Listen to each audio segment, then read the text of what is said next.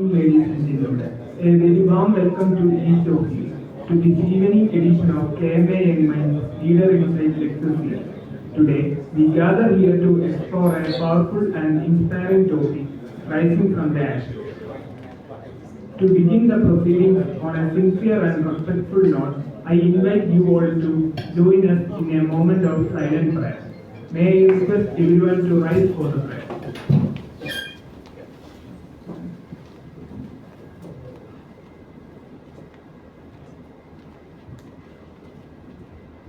Thank you. May I now invite Mr. Nivedit George, co-chair of Young Minds, Kerala Management Association, to welcome you all and introduce our esteemed speaker for this event. Good evening, everyone. Thank you for joining us for the last session of this KMA year. I would just like to take a second and thank the managing committee and everyone here at KMA for a wonderful and successful year. We've had over 70 events happen throughout this year, and I think that's a great achievement. You know, when I was told that today's speaker is someone who's not only the Additional Commissioner of Income Tax, but also a state level gold medalist in weightlifting, a national level powerlifter, a Best Actor awardee, and a civil servant who directs skits, mimes, and dramas, my first thought was, wow, is there anything this man doesn't do? Born and raised in Kottayam, Mr. Jyotish Mohan started his journey at Jawahar Navodaya Vidyalaya, graduated from St. Thomas College, Bala, and pursued his postgrad in business law from Nalsar, Hyderabad, one of the top law schools in the country. In 2010, he cracked the civil services exam with a rank of 358 and joined the Indian Revenue Service. Since then, he has worn many hats across Kerala and Mumbai, handling company circles, leading investigations, managing international taxation, and currently serving as the Additional Commissioner of Income Tax in Goa and previously here in Kochi. Beyond the bureaucracy and balance sheets, he's a passionate public speaker, loves social interaction, and has been mentoring civil service aspirants since 2008. He's also the author of a book, Civil Service Malayalathil Engane Ezhudanam, and recently inspired students while inaugurating the Commerce Association at Prajoti Niketan College. He clearly uses every opportunity to engage, educate, and empower, and I thank you for doing the same and being here today. Welcome, sir. Thank you, sir. Now it's my pleasure to invite the President of Kerala Management Association, Mr. Bibhu Punnuran, to deliver the presidential address.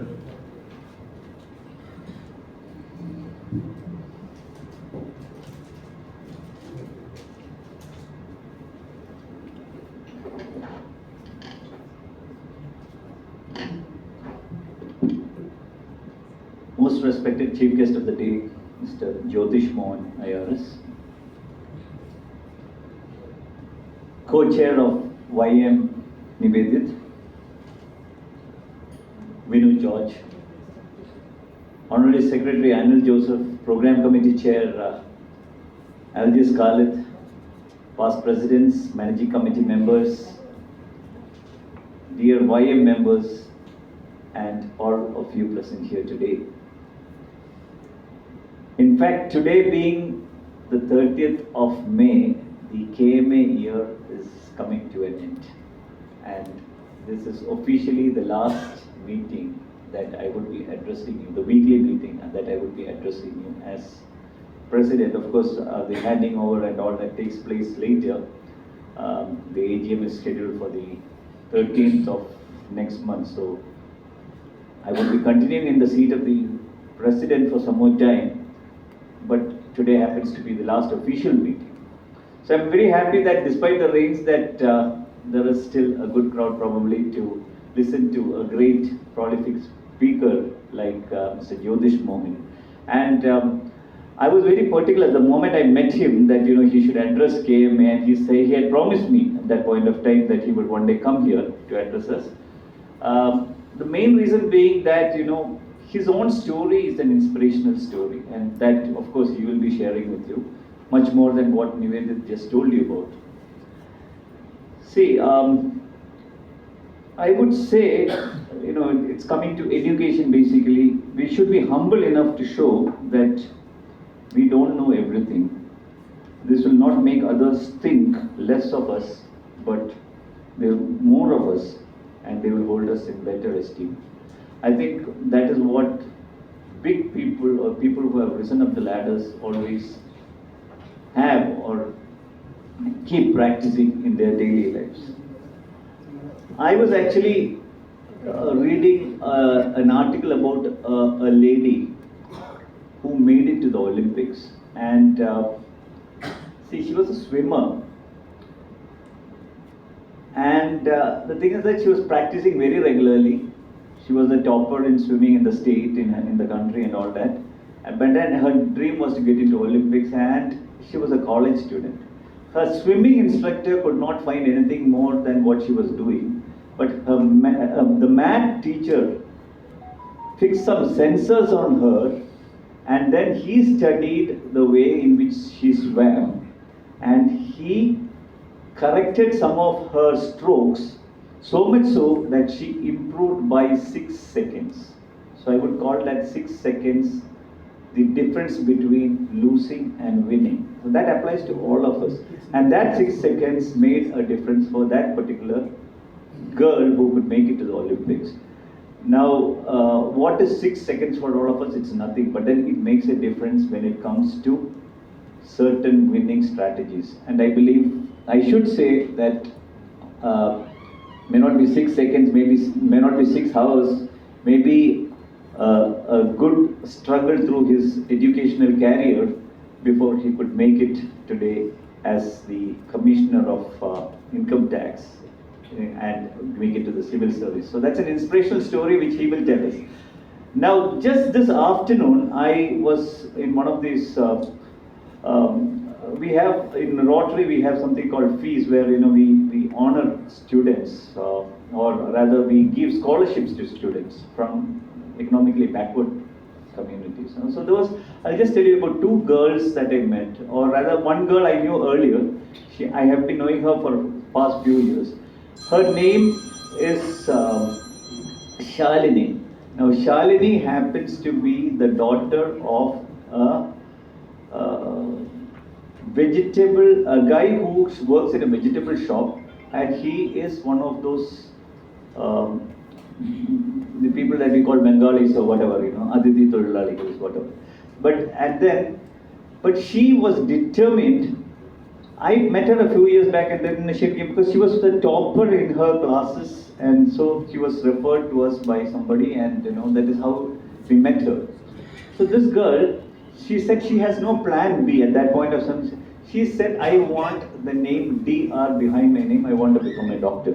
So today, when I met her, she is doing her 2nd year homeopathy, because she did not get into MBBS, but then she chose homeopathy, and she is in the Government Medical College in Trivandrum. That is one story. Even more inspiring, I met a small girl today. She is in the 6th standard or 7th standard. Her name is Aishwarya. She actually sang the prayer song today. And then only I came to know, and it was a beautiful voice. And then I came to know, I met her, and then she was saying that her father is some lowly worker in some small-time unit, and her mother goes as a housemaid. She's a Malayali. She's studying in one of those schools in Kakinad. This girl pays for her own fees because of her voice. She goes for singing these Nadan Paatugala, and she makes her living out of that, and she pays for her own fees. What an inspirational story. And these are things that people probably at our age also, or we should actually tell our children, and all those youngsters sitting in YMs, you should actually listen to such kind of children, or we should actually learn a lot from such kind of children, how they turn hardships into success. So this is what I actually have to tell you, and once again I would like to thank all of you, because there are so many regular faces out here who come for almost all the weekly meetings, and I'm really happy that in the initially, when we started off, we had planned that every Friday we would have a speaker meeting, and luckily, God's grace, I would say, we have had a very good team with me. we've been able to, almost I think 99% of whatever we have planned, we have been able to do this year, and have had a strong backing from every MC member in this committee. And so I can very well proudly say that we are closing on a very positive note this year. Thanks to the entire team with me, and thanks to all of you, dear KMA members, for attending all our programs in large numbers and making every program lively. Once again, let me take this opportunity to express my heartfelt thanks to each of you, to every KMA member, and also I would also like to tell you that when I met Mr. Jyotish Mohan, I met him a few months back actually. That's the first time that we met each other. We met in a program, and then I came to know about the way he had come up in life, and I said, sir, you should definitely address KMA when I'm the president. And he readily agreed, and today is the day that, so I'm really happy that, before my term ends, I have a great speaker with us today. I will not speak more about him because he can speak more about himself, and I'm sure that all of us will be inspired by the time he finishes his speech. So thank you all once again for coming here and being with us. And again, I'd like to thank Nivedit and Arati, because this year we have started this program called YM. That is, the idea is to bring in our youngsters into the main fold of KMA. And the YM program, even I personally did not think that it would take off so much, but then thanks to the enthusiasm of these kids, it is really taken off so very well. Last week, Nivedit and Jose were sitting with us on it, because this month we have actually dedicated completely to the YMs, or the young minds of KMA. And I was also telling, I was really happy last week, especially because both of them, I've known them practically from the day that they were born. So that is another good thing, that I could share the stage with them, or the podium with them. And the YM program per se has taken off in such a good manner that we already have 50 youngsters join that team. And that means we've added 50 young minds or young people to KMA this year, which, as compared to many other organizations, is a great achievement for KMA. That's not because of anything, but because of their own enthusiasm and the way in which they have been mentoring themselves and taking things forward. Of course, there have been mentors from the MC members, and everybody has been there, but then it is only because unless you have your own will to come up, this will not happen. So I'm really happy for all these things that have happened. Once again, let me thank all of you for being here today evening and being with KMA throughout this entire year. Thank you. Thank you, sir. Now it's my pleasure to invite Mr. Aziz Khalid, Program Chair, Vice President of KMA, to deliver his message.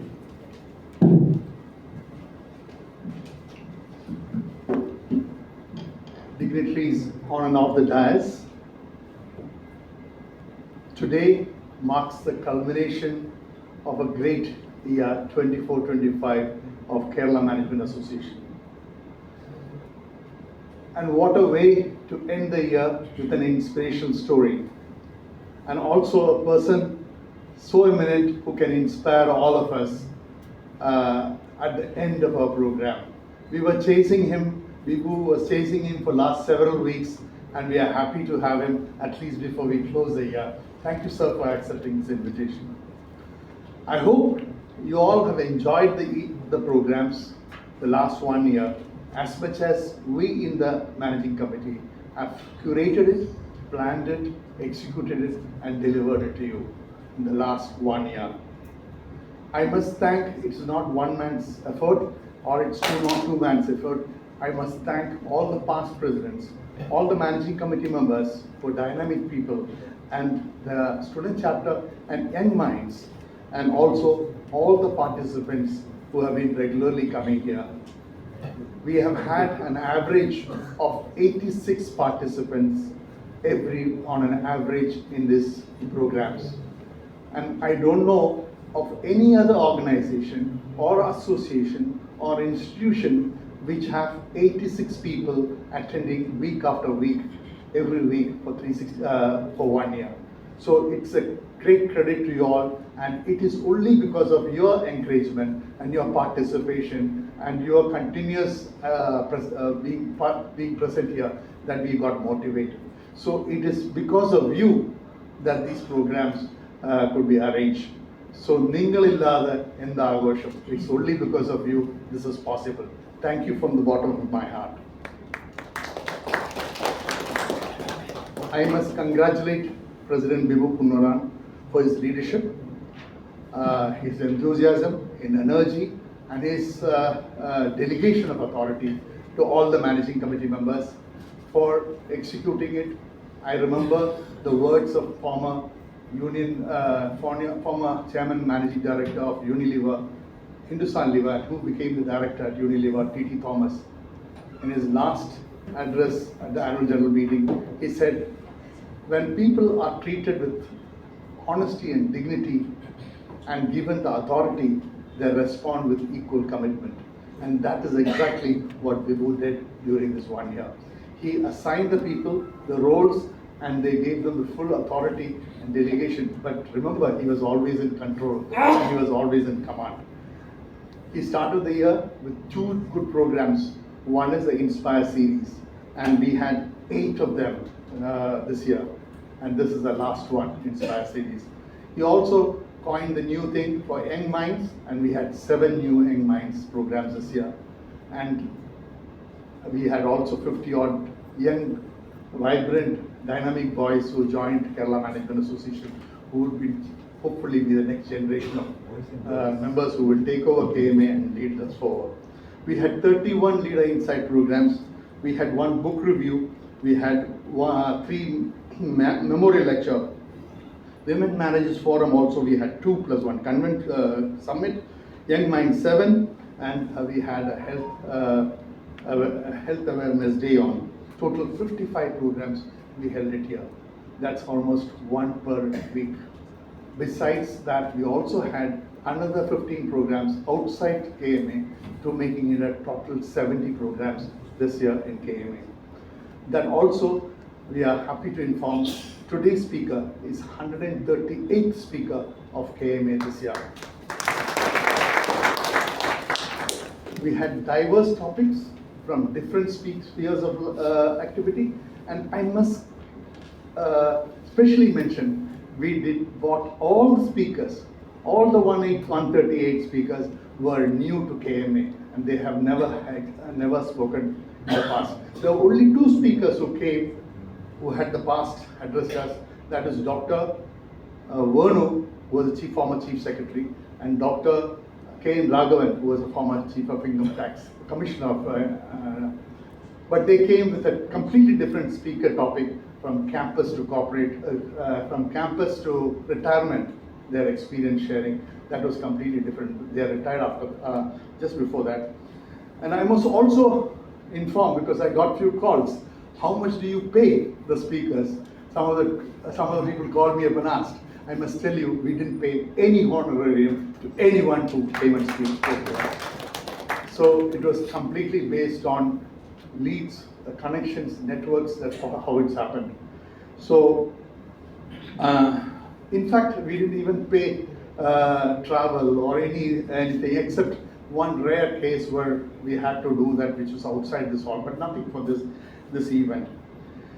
All this I said was possible only because of the leadership of Bibu Punnaran, the president, and he led from the friend, and he always guided us, motivated us, and he encouraged us to do fantastic work during the year.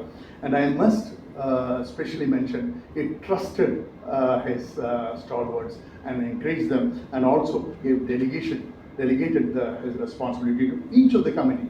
It is not only the program committee who did that. The Innovation Experience Tour done by Tom Joseph, that was also a fantastic program. I mean, everything, Women Managers by Lekha, everybody did their own role very well. So it is not that only the program committee had. So this is the beginning of the end of a new chapter. So we are going to have, this is going to be this energy and spirit will continue in the years to come.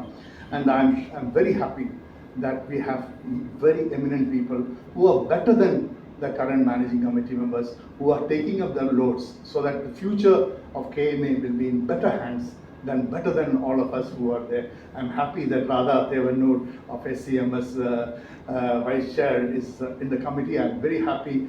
Dynamic Meena Thomas from Agape Director is there in the committee. And there are many others who are veteran. Ramesh Nair, of Avant, the managing director of Agape. They are all bringing in a lot of value, and they will steer KMA to greater heights and glory. I assure you, full support in the years to come, and I'm sure KMA is going to go to greater heights and glory in years ahead. And thank you once again to all of you for encouraging and motivating and having a great year. Thank you, President. Thank you, sir. Now I would like to welcome our distinguished speaker, Mr. Jyotish Mohan Iyer, Additional Commissioner of Income Tax. Over to you, sir.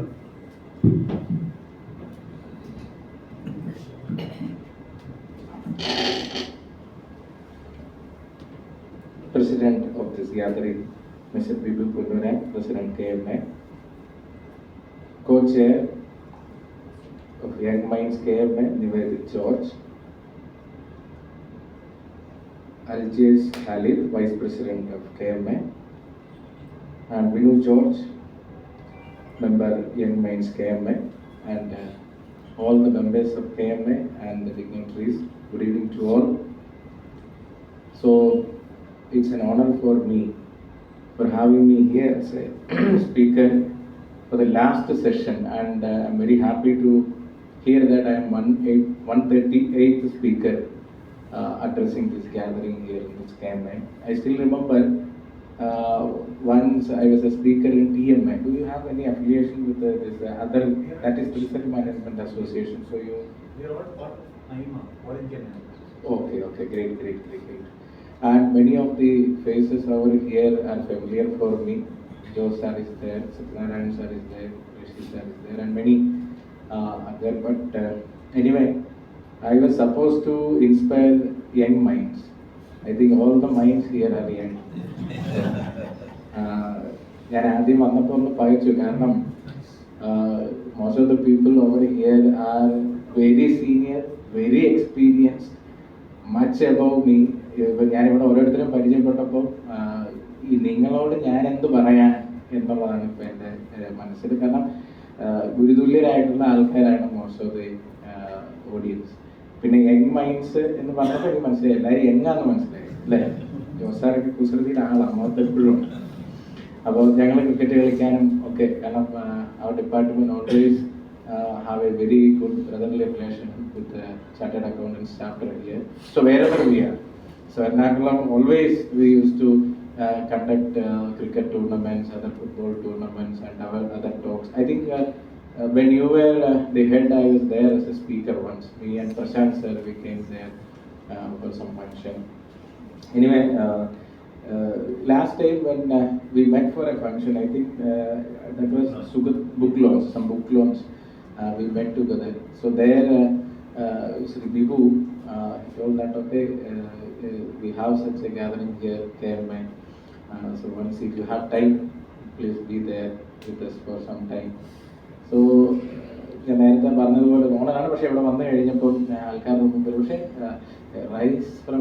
Rising from the Ashes എന്നൊക്കെയാണ് കൊടുത്തിരിക്കുന്നത്. ഇപ്പോൾ അതെന്താണെന്നുള്ളതാണ് എന്നെ കണ്ടിട്ട് അത്ര അങ്ങനെ ദാരിദ്ര്യം feel ചെയ്യുന്നില്ല, അതാണ് പ്രശ്നം. അപ്പോൾ അതൊരു പ്രശ്നമാണ് ആക്ച്വലി. മോസ്റ്റ്ലി ഈ സിനിമക്കാരോട് ഞാനൊരു കംപ്ലൈൻറ്റ് പറയാറുണ്ട്. ഈ വണ്ണമൊക്കെ ഉള്ളവരെന്ന് പറഞ്ഞാൽ വില്ലനും കൊള്ളാതില്ലാത്തവനും ഈ കൊള്ളക്കാരനും അങ്ങനെയുള്ള ആൾക്കാർക്കൊക്കെയാണ് ആ ഫിഗർ. 6 പാക്ക് ഒക്കെ ഉള്ള ആൾക്കാർ എന്ന് പറഞ്ഞാൽ ടൊവിനോ തോമസ്, അതുപോലുള്ള ആൾക്കാർ, പൃഥ്വിരാജ്, അവരൊക്കെയാണ് ബെസ്റ്റ് ഓഫീസേഴ്സ് അല്ലെങ്കിൽ ബെസ്റ്റ് ഹീറോസ് എന്ന് പറയാം. അപ്പം അങ്ങനെ ഇപ്പോൾ ഇന്നത്തെ കാലത്ത് പിന്നെ എല്ലാത്തിനും ഓരോ ടെർമിനോളജി ഒക്കെ ഉള്ളതുകൊണ്ട് ബോഡി ഷേവിങ് ഒന്നും പാടില്ല എന്നൊക്കെ പറഞ്ഞ മാതിരി അങ്ങനെയൊക്കെ ഉള്ളതുകൊണ്ട് അങ്ങനത്തെ വലിയ ഇപ്പോൾ സൊസൈറ്റി ഒത്തിരി മാറി അതിനെക്കുറിച്ചൊക്കെ. അപ്പം ഞാൻ ഈ ടോപ്പിക്ക് ജസ്റ്റ് പറഞ്ഞതിൻ്റെ കാര്യം റൈസിങ് ഫ്രം ദി ആഷസ് എന്നൊക്കെ പറയുമ്പോൾ ഇതിനെ കണ്ടിട്ട് അങ്ങനെ ഒരു ആഷസിൽ നിന്ന് വന്നതായിട്ട് ഒരു ഫീലും തോന്നുന്നില്ലല്ലോ എന്നായിരിക്കും പലരുടെ മൈൻഡിൽ. അപ്പം ജനറലി ഇവിടെ യങ്സ്റ്റേഴ്സുമായിട്ട് സംവദിക്കാനാണെന്നുള്ള ഒരു ഐഡിയയിലാണ് ഞാനും വന്നത്. പക്ഷേ അത് ഞാൻ നേരത്തെ പറഞ്ഞു. പക്ഷേ എവിടെയാണെങ്കിലും ഒരു കാര്യമുണ്ട്, ഞാൻ പൂഞ്ഞാറുകാരൻ നിങ്ങൾക്ക് അറിയാമായിരിക്കും. ഞങ്ങൾക്ക് കിട്ടിയ റബ്ബർ പോലെ അങ്ങ് വലിച്ചു നിൽക്കും. 2 മണിക്കൂറൊക്കെ നിന്ന് നിൽപ്പി സംസാരിക്കാൻ പ്രത്യേകിച്ചൊന്നും നമുക്ക് വേണ്ട. I never come prepared. ഇന്നും പ്രിപ്പയർഡ് ആയിട്ടല്ല വന്നത്. I think someone was asking me that, sir, do you have any presentation? So actually ഇതാണ് എൻ്റെ പ്രസൻറ്റേഷൻ. മൊത്തത്തിൽ 100 കിലോയുള്ള ശരീരം. This is my presentation. Otherwise I don't have any presentation for you. എൻ്റെ life, എൻ്റെ ഇത്, കാരണം അദ്ദേഹത്തിൻ്റെ ഒരു ടോപ്പിക് എനിക്ക് ഷെയർ ചെയ്തപ്പോൾ എനിക്ക് മനസ്സിലായ ഒരു കാര്യം അതാണ്. അപ്പോൾ ഒരു പക്ഷേ അതൊക്കെ കേട്ടതിൻ്റെ കാര്യം ഒരു പക്ഷേ ഞാനിന്ന് സിവിൽ സർവീസിലെത്തി, അല്ലെങ്കിൽ ഒരു ഇൻകം ടാക്സ് അഡീഷണൽ കമ്മീഷണർ ആയിട്ടിരിക്കുന്നു. അപ്പോൾ when I was invited for this function, I was additional commissioner Kochi. Right now I am additional commissioner Goa. അപ്പം ഗോവ എന്ന് കേൾക്കുമ്പോൾ പ്രത്യേകിച്ച് യങ് മൈൻഡ്സ് ഒന്നുകൂടി എനർജറ്റിക് ആവും ഇവിടെ ഇരിക്കുന്ന എല്ലാ യങ് മൈൻഡ്സും. കാരണം ഞാൻ ഈ കേരളത്തിൽ 4.5 വർഷം ഇരുന്നിട്ട് ആരും എന്നെ അത്രയധികം അന്വേഷിച്ചിട്ടില്ല. ഇപ്പോൾ 1 മാസമായിട്ട് ഞാൻ ഗോവയിൽ പോയിട്ട് ദിവസവും അന്വേഷണമാണ്. കുറഞ്ഞത് ഒരു 25 പേരെങ്കിലും വിളിച്ച് സുഖമാണോ, ഞങ്ങൾ എപ്പോഴാണ് വരണ്ടേ, എന്തെങ്കിലും കൊണ്ടുവരാനുണ്ടോ, അച്ചാറോട്ട് പോയി കൊണ്ടുവരണോ, അങ്ങനെ ഒരുപാട് അന്വേഷണമാണ് ഗോവയ്ക്ക് വരാൻ. Anyway I am welcoming you all to Goa. So open invitation ആണ്, നിങ്ങൾ ആർക്കെപ്പോൾ വേണമെങ്കിലും. അത് എന്നെ സംബന്ധിച്ചിടത്തോളം എൻ്റെ ഒരു നേച്ചറാണ്. ഞാനിവിടെ അല്ലെങ്കിൽ ഇവിടെ, ഇതിനു മുമ്പ് ഞാൻ ബോംബെയിലായിരുന്നു. ഞാനിവിടെ വരുന്നതിന് മുമ്പ് എനിക്ക് തോന്നുന്നു എൻ്റെയൊക്കെ ഒരു പേരൻസിൻ്റെ നമുക്ക് കിട്ടിയൊരു ക്വാളിറ്റിയാണെന്ന് തോന്നുന്നു. നമ്മളെപ്പോഴും ഓപ്പണാണ്. അതിൻ്റെ ഗുണവും ദോഷവും അനുഭവിച്ചിട്ടുമുണ്ട് അല്ലേ? സാറിനൊക്കെ ഒന്ന് കുറച്ചുകൂടെ അറിയായിരിക്കും. ഇപ്പം നമ്മൾ ഒഫീഷ്യൽ സെറ്റപ്പിലൊക്കെ ഇരിക്കുമ്പോൾ നമ്മൾ കുറച്ച് മസിൽ പിടിച്ചിരിക്കണം എന്നാണ്. ഞാൻ പിന്നെ നിങ്ങളൊക്കെ എങ്ങനെയാണെന്ന് അറിയത്തില്ല, അതുകൊണ്ടാണ് ഞാൻ ഇല്ലാത്ത ഫോട്ടൊക്കെ ഇട്ടിട്ട് വന്നത്. ലുക്ക് ഇരുന്നോണ്ട് പിന്നെ കുടവയറൊന്നും അധികം പുറത്ത് കാണുമില്ല. അങ്ങനെ ഒരുപാട് ഗുണങ്ങളായി കോട്ടിരുന്നു. പക്ഷേ ആരും അധികം അത്രയും വലിയ സെറ്റപ്പില്ലായിരുന്നു. അത് അറിഞ്ഞായിരുന്നെങ്കിൽ ഞാൻ ഇതൊന്നും മരിച്ചിട്ടോണ്ട് വരുമില്ല. അപ്പോൾ ലുക്ക് ഇരുന്നോണ്ട്, അതാണ് ലുക്ക് എന്ന് പറയുന്നത്. ലുക്സ് ആർ ഡിസീവിങ് എന്നൊക്കെ പറയുമെങ്കിലും ഫസ്റ്റ് ഇംപ്രഷൻ എന്ന് പറയുന്നത് വളരെ ഇമ്പോർട്ടൻ്റ് ആണ്. കല്യാണം കഴിഞ്ഞിട്ടില്ലല്ലോ അല്ലേ? അപ്പോൾ ഈ ഇംപ്രഷൻ എന്ന് പറയുന്നത് വലിയ കാര്യമാണ്. ഇംപ്രസ് ചെയ്യുക എന്ന് പറയുന്നത് പോകെ നമുക്ക് പക്ഷേ എല്ലായിടത്തും ഇംപ്രസ് ചെയ്യലാണ് നമ്മുടെ ബേസിക് ആയിട്ടുള്ള ഒരു അത് ഹ്യൂമൻ നേച്ചറാണ്. അത് ഈ ജിമ്മുകൾ ആദ്യകാലത്ത് എൻ്റെ വെയിറ്റ് ലിഫ്റ്റിംഗ്, പവർ ലിഫ്റ്റിങ്ങിനെ കുറിച്ചൊക്കെ ഇവിടെ എൻ്റെ ഇൻട്രൊഡക്ഷനിൽ പറഞ്ഞിരുന്നുണ്ട്. അപ്പം അന്നൊക്കെ ജിം ചെയ്യും. അന്നെന്ന് പറഞ്ഞാൽ ഞാൻ നസീറിൻ്റെ ഷീലയുടെ കാലഘട്ടത്തുള്ള ആളല്ല. ഞാനീ പറയുന്നത് 2000, ഞാനിത് ചെയ്യുന്നത് 2004, 2003, ഞാൻ എൻ്റെ ഗ്രാജുവേഷൻ്റെ സമയത്താണ്. അതിൻ്റെ കഥയൊക്കെ പറഞ്ഞാൽ ഇതിന് തീരില്ല. എന്നാലും ഞാൻ പെട്ടെന്ന് ചുരുക്കി പറയാം. ഞാൻ വണ്ണം കുറയ്ക്കാൻ ജിമ്മിൽ പോയത്. അപ്പോൾ ഞാനൊക്കെ താമസിക്കുന്ന സ്ഥലം എന്ന് പറഞ്ഞാൽ മലമ്പ്രദേശമാണ്, ഹില്ലി ഏരിയ. അപ്പോൾ ഈ പശുവിന് പുല്ല് ചെത്തി ചുമന്നൊക്കെ നടന്ന് കാലിനൊക്കെ നല്ല ബലം ഉണ്ടായിരുന്നുണ്ട്. അവിടെ 10-9 കിലോ സ്ക്വാട്ട് ചെയ്യുന്നിടത്ത് ഞാൻ പോയി ചുമ്മാ ഈസി ആയിട്ട് 100 കിലോ ഒക്കെ സ്ക്വാട്ട് ചെയ്യുന്ന കണ്ടപ്പോൾ ഈ ജിമ്മിൻ്റെ ഓണറാണ് എന്നെ പിടിച്ചിട്ട് ആദ്യം ഡിസ്ട്രിക്ട് കോമ്പറ്റീഷൻ ഇട്ടു, പിന്നെ സ്റ്റേറ്റ് കോമ്പറ്റീഷൻ ഇട്ടു, പിന്നെ അത് അവിടുത്തെ നാഷണലിൽ പോയി, അങ്ങനെ മാറിയത്. പക്ഷെ പറഞ്ഞു വന്നത് അത് ഈ ലേഡീസ് ജിമ്മും ജെൻസ് ജിമ്മും സെപ്പറേറ്റ് ആയി. ഇപ്പം അങ്ങനെ ഒരു സംഭവം ഇല്ല. കണ്ടിട്ടുണ്ടോ എവിടെയെങ്കിലും സെപ്പറേറ്റ് ആയിട്ട്?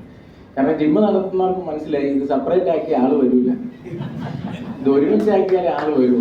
അപ്പൊ അത് അതിന്റെ ബിസിനസ് സ്ട്രാറ്റജിയാണ് ഒരു വശത്ത്. പക്ഷെ അതിലൊരു സൈക്കോളജി ഉണ്ട്. ബേസിക്കലി നമ്മളെല്ലാം ഇംപ്രസ് ചെയ്യാൻ വേണ്ടിയിട്ടാണ് ഒന്നല്ല മറ്റൊരു രീതിയിൽ. അതിൽ തെറ്റൊന്നും ഇല്ലെന്നാണ് എനിക്ക് തോന്നുന്നത്. ചില പച്ചയായ സത്യങ്ങൾ ഞാനിങ്ങനെ പറഞ്ഞുകൊണ്ടിരിക്കും. അതുകൊണ്ടാണ് ഞാൻ ആദ്യം പറഞ്ഞത്, ഒരുപാട് എൽഡേഴ്സ് ആയിട്ടുള്ള ആൾക്കാരുണ്ട്, ക്ഷമിക്കണം ഞാൻ പറയുന്നതിൽ എന്തെങ്കിലും തെറ്റുണ്ടെങ്കിൽ. അപ്പം നിങ്ങളുടെ എല്ലാം മൈൻഡ് യങ്ങാണല്ലോ എന്നുള്ള ആ ഒരു വിശ്വാസത്തിലാണ് ഞാനിങ്ങനെ ഇതെല്ലാം ഇങ്ങനെ മാറി കയറിക്കൊണ്ടിരിക്കുന്നത്. അപ്പം അതുകൊണ്ട് ജിമ്മുകളെ പോലെ കാരണം ബേസിക് ആയിട്ടുള്ള അവിടെ നിന്ന് സ്റ്റാർട്ട് ചെയ്യണം. പിന്നെ നിങ്ങൾക്ക് കോളേജും സ്കൂളും ഒക്കെ അറിയാമല്ലോ. അഥവാ ഇങ്ങനെ ഞാനൊക്കെ ആണെങ്കിൽ മെൻസ് കോളേജിലാണ് പഠിച്ചത്. +2 വരെ നവോദയ സ്കൂളിലായിരുന്നു. മെൻസ് കോളേജിലാണ് ഗ്രാജുവേഷൻ പഠിച്ചത്. പിന്നെ സിവിൽ സർവീസ് എന്നൊക്കെ പറഞ്ഞ് പോയി മൊത്തത്തിൽ ഒരു വരണ്ട ജീവിതമായിരുന്നു. അപ്പം അത് കഴിഞ്ഞ് പിന്നെ ഒന്ന് തളിർക്കാൻ പോക്കാന്ന് വിചാരിച്ചപ്പോഴത്തേക്കും കല്യാണം കഴിപ്പിച്ചു, തീർന്നില്ലേ. അപ്പം അതുകൊണ്ട് ഞാൻ എൻ്റെ മക്കളോടെങ്കിലും പറയാം, ഞാൻ അവരെ എന്താണെങ്കിലും ഒരിക്കലും മെൻസ് കോളേജിലൊന്നും വിടില്ല. 3 ആൺപിള്ളേരാണ് എനിക്കും. അപ്പോൾ അതുകൊണ്ട് 3ാമത്തെ എളുപ്പം ഉണ്ടായതേ ഉള്ളൂ. റീസെൻ്റ്ലി 1 മാസമായുള്ളൂ. കണ്ടാൽ തോന്നുന്നില്ല അല്ലേ? അപ്പോൾ പലരും അങ്ങനെ ഉണ്ട്. അപ്പോൾ 3 പേരാണ്. ബേസിക്കലി എനിക്ക് 4-5 കുട്ടികൾ വേണമെന്നൊക്കെ ആയിരുന്നു ആഗ്രഹം.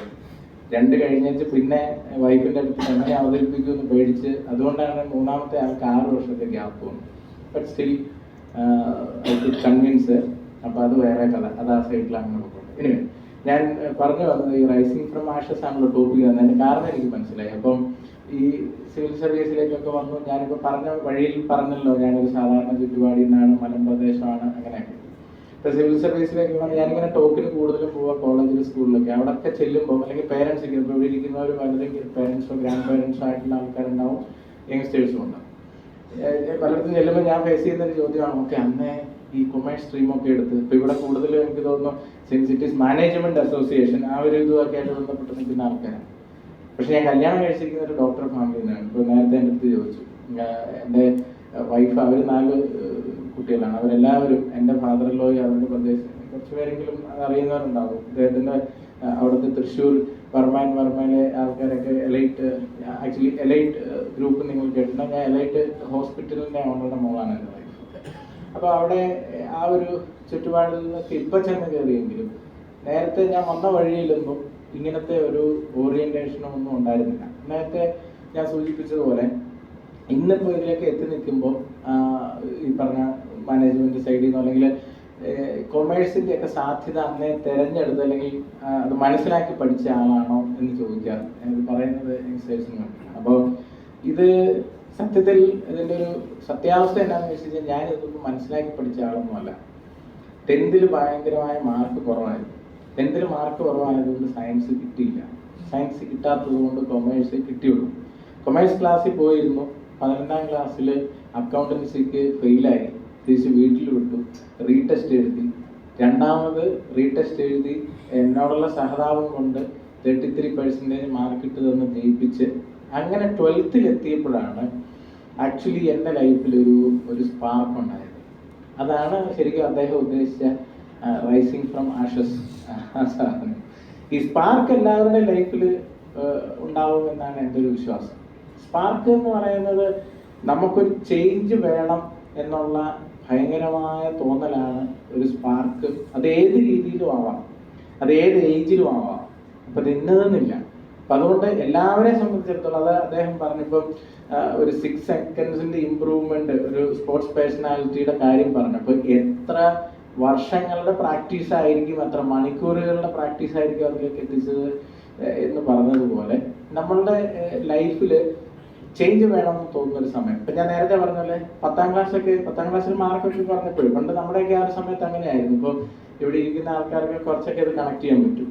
പണ്ടൊക്കെ എങ്ങനെയാണ് അത് 10 കഴിഞ്ഞിട്ട് 4th ഗ്രൂപ്പ് എന്നാണ് പറയാ പണ്ട് കൊമേഴ്സിന്. പണ്ട് 4th ഗ്രൂപ്പ് എടുക്കാൻ തന്നെ പിന്നെ തുമ്പ എടുക്കുന്നതിന് തുല്യമാണ്. അപ്പോൾ കിട്ടാത്ത ദാരിദ്ര്യം പിടിച്ചവനാണ് 4th ഗ്രൂപ്പ് എടുക്കുന്നത്. അപ്പോൾ നമ്മളുടെ സമയമായപ്പോൾ അത്ര അങ്ങോട്ട് ദാരിദ്ര്യം ഇല്ലെങ്കിലും കൊമേഴ്സ്. അപ്പം ഈ പ്രധാനപ്പെട്ട പ്രശ്നം യങ്സ്റ്റേഴ്സിനെ സംബന്ധിച്ചിടത്തോളം നമ്മൾ ആ ഒരു പ്രായം, അതായത് 10th +2 ഒരു സമയം ഈ പേരൻസ് എല്ലാത്തിനും ഈ നൂലുകെട്ടിനും കല്യാണ ഉറപ്പിനും ഒക്കെ വിളിച്ചുകൊണ്ട് പോകും. അവിടെയൊക്കെ ചെല്ലുമ്പോൾ ഈ ഇത് ചോദിക്കാൻ വേണ്ടി മാത്രം കുറെ അമ്മാമ്മമാരും അമ്മായിമാരും ഉണ്ട്.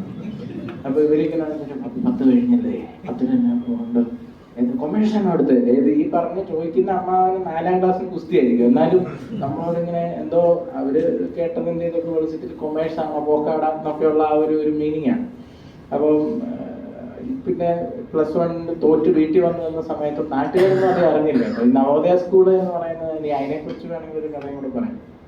ഈ നവോദയ സ്കൂള് എന്ന് പറയുന്നത് മുഴുവനായിട്ട് സെൻട്രൽ ഗവൺമെന്റ് സ്പോൺസേഡ് സിസ്റ്റമാണ്. നവോദയ പഠിച്ച മക്കളുടെ പേരൻസ് ആരെങ്കിലും ഉണ്ടോ എന്ന് എനിക്കറിയില്ല. നവോദയ എന്ന് പറയുന്നത് ശരിക്കും 5th സ്റ്റാൻഡേർഡിൽ നമ്മളൊരു എൻട്രൻസ് എക്സാമിനേഷൻ എഴുതി അതിലേക്ക് കയറേണ്ടതാണ്. നിങ്ങൾ വിചാരിക്കരുത് ഇപ്പം 5th എൻട്രൻസ് ഒക്കെ എഴുതി ഭയങ്കരം തന്നെ അമ്മ എവിടുന്നോ ഇത് അറിഞ്ഞ് കേട്ട് എന്നെ കൊണ്ട് എഴുതിച്ചതാണ്. അല്ലാണ്ട് എൻ്റെ അമ്മ പൊളിറ്റിക്സിൽ പോസ്റ്റ് ഗ്രാജുവേറ്റ് ആണ്. She is now A practical politician. അതിൻ്റെ അപ്പം അമ്മയെ സംബന്ധിച്ച് അമ്മയ്ക്കായിരുന്നു കുറച്ചുകൂടെ എക്സ്പോഷർ ഉണ്ടായിരുന്നു. എൻ്റെ വീട്ടിലെ സാഹചര്യങ്ങൾ എന്ന് പറഞ്ഞാൽ എൻ്റെ അച്ഛൻ എന്ന് പറയുന്നത് വീട്ടിലെ കാര്യങ്ങളൊക്കെ നോക്കി അമ്മ കൂടുതലും പൊതുപ്രവർത്തനം നിൽക്കുന്ന ആളായിരുന്നു ഞങ്ങളുടെ ചെറുപ്പം മുതൽ. അതുകൊണ്ട് ഞാൻ എൻ്റെ വൈഫിൻ്റെ വീട്ടിലൊക്കെ ചെന്നപ്പോൾ എന്ന് വെച്ചാൽ എൻ്റെ വീട്ടിൽ എൻ്റെ അച്ഛൻ അടുക്കളയിൽ പെരുമാറി കണ്ട് ശീലിച്ചുകൊണ്ട് എനിക്ക് കുക്കിംഗ് ഒക്കെ ഭയങ്കര ഇഷ്ടമാണ്. ഞാനത് ചെയ്യുകയും ചെയ്യും. ഞാൻ എൻ്റെ വൈഫിൻ്റെ വീട്ടിലൊക്കെ ചെന്നപ്പോൾ അച്ഛനൊക്കെ വന്നിങ്ങനെ ടേബിളിലേക്ക് ഇരിക്കുകയുള്ളൂ. സാധനം വരണം, വിളമ്പി തന്നില്ലെങ്കിൽ കഴിക്കില്ല, അങ്ങനെയൊക്കെയാണ്. നമ്മളവിടെ ചെന്ന് അമ്മായിമ്മയുടെ കൂടെ അടുക്കളയിൽ കയറി അത് പൊക്കുന്നു, ദോശ ഉണ്ടാക്കുന്നു.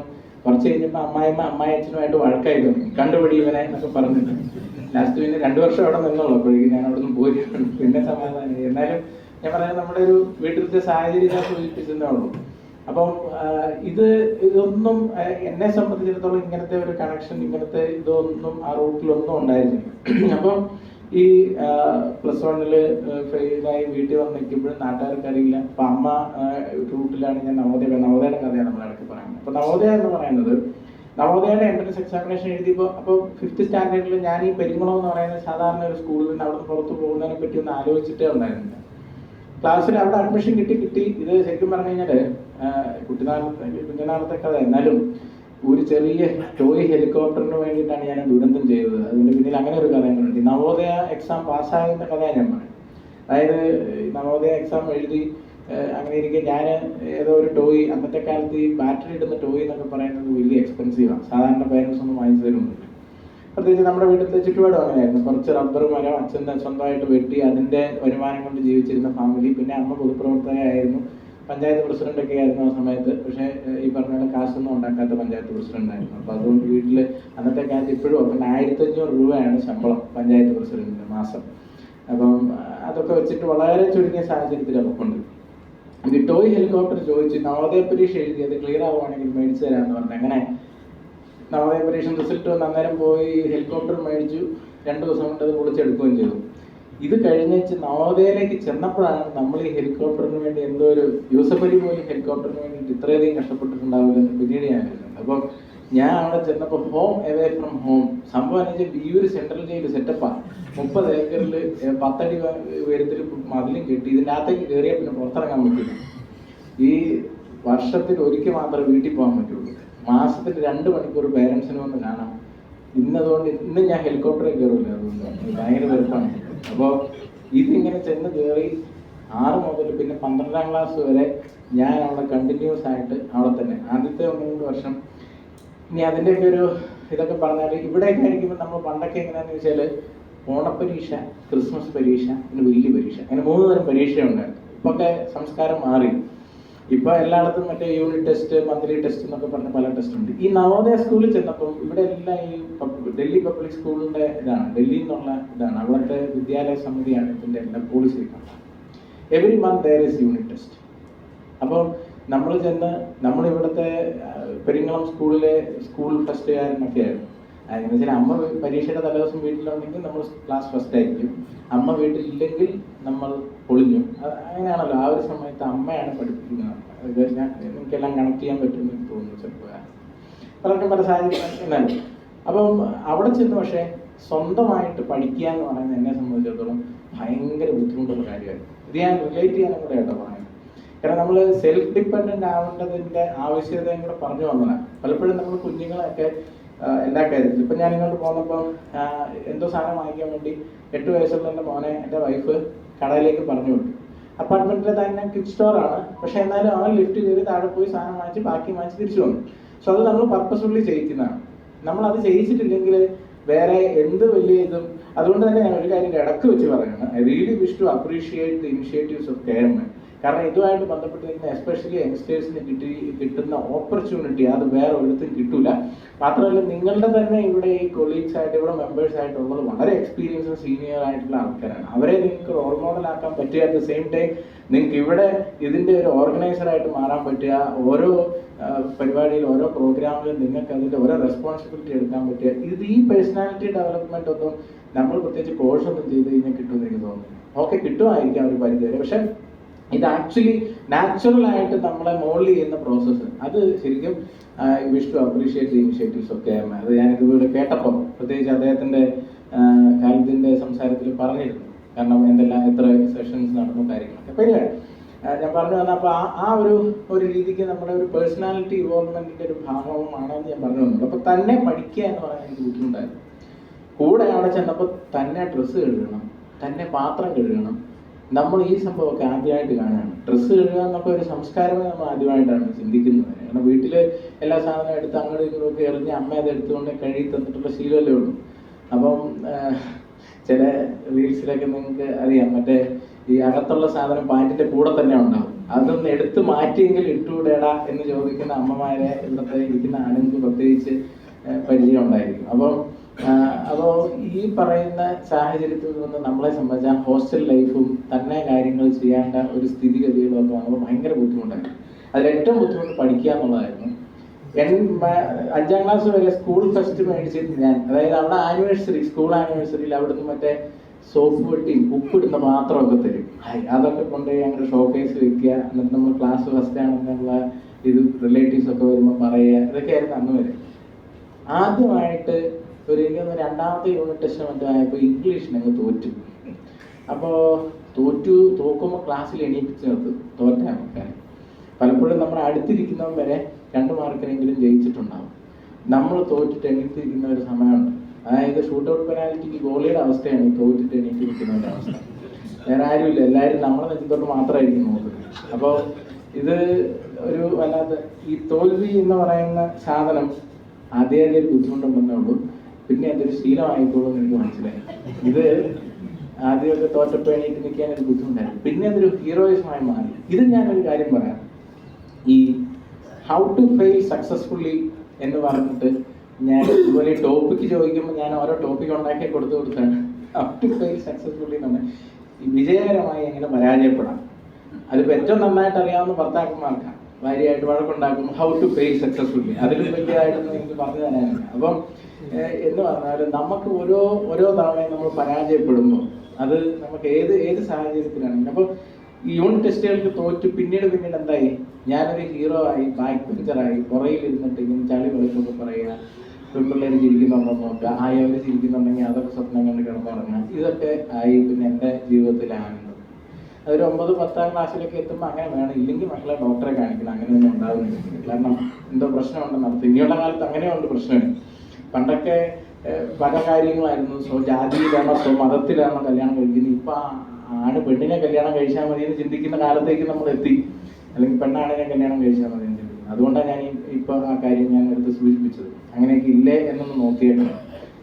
കാരണം ഇപ്പം തുടരും സിനിമയിൽ മകൻ സിഗരറ്റ് വലിച്ചിട്ടിട്ട് പുള്ളി പോയി എടുത്ത് നോക്കിയിട്ട് ഇത് അതല്ല എന്ന് പറഞ്ഞു പോകുന്ന ഒരു സീനുണ്ട്. അതൊക്കെ ഒത്തിരി മീനിങ് ഉള്ള സാധനമാണ്. അതായത് ആള് സ്മോക്ക് ചെയ്യുന്നുള്ളത് ആളെ സംബന്ധിച്ചിടത്തോളം ഒരു മാറ്ററേ അല്ല. ഇനി ആ സ്മോക്ക് ചെയ്തതുപോലെ വീടുവാണോ എന്നുള്ളതാണ് പുള്ളിയുടെ ചിന്തയിലുണ്ടായിരുന്നത്. ദാറ്റ് മീൻസ് പേരൻസ് എത്ര അഡ്വാൻസ്ഡ് ആയി നോക്കുക.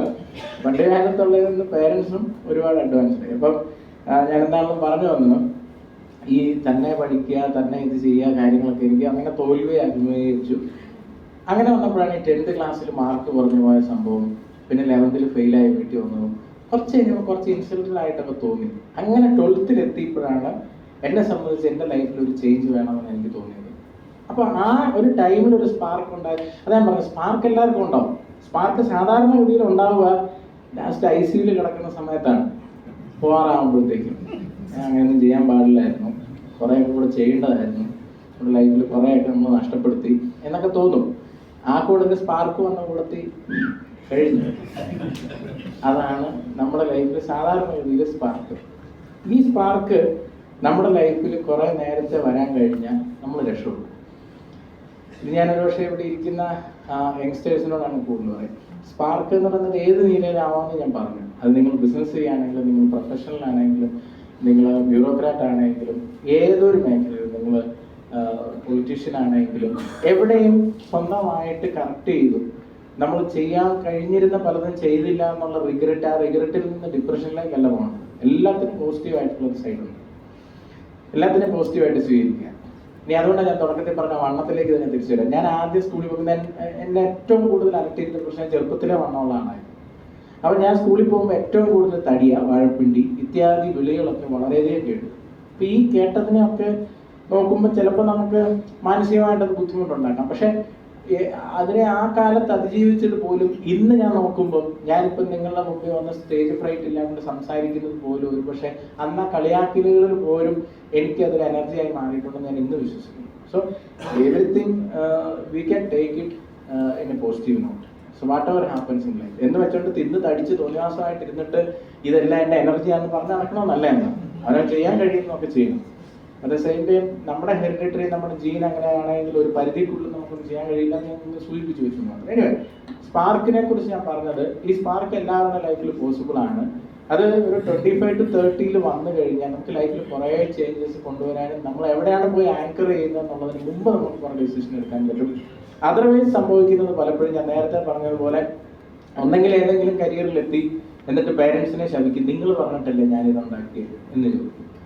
ലാസ്റ്റ് പേരൻസ് ആകപ്പാടെ അത് കേട്ടിട്ട് വിഷമിക്കും.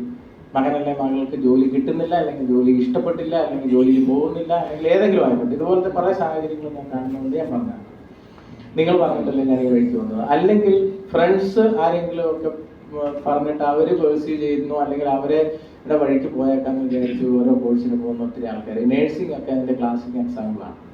പ്രത്യേകിച്ച് മെയിൽ നേഴ്സുമാർ കുറേ കാലത്ത് അങ്ങനെ ഇടയ്ക്ക് ഉണ്ടായത് അങ്ങനെയാണ്. പിന്നെ അവരെ കൊണ്ട് ബുദ്ധിമുട്ടായിട്ട് ഹോസ്പിറ്റലുകൾക്ക് മെയിൽ നേഴ്സുമാരെ എടുക്കാതെ ഇപ്പം അതുകൊണ്ട് ആ ഒരു ട്രെൻഡ് ഇപ്പോൾ ഇല്ല.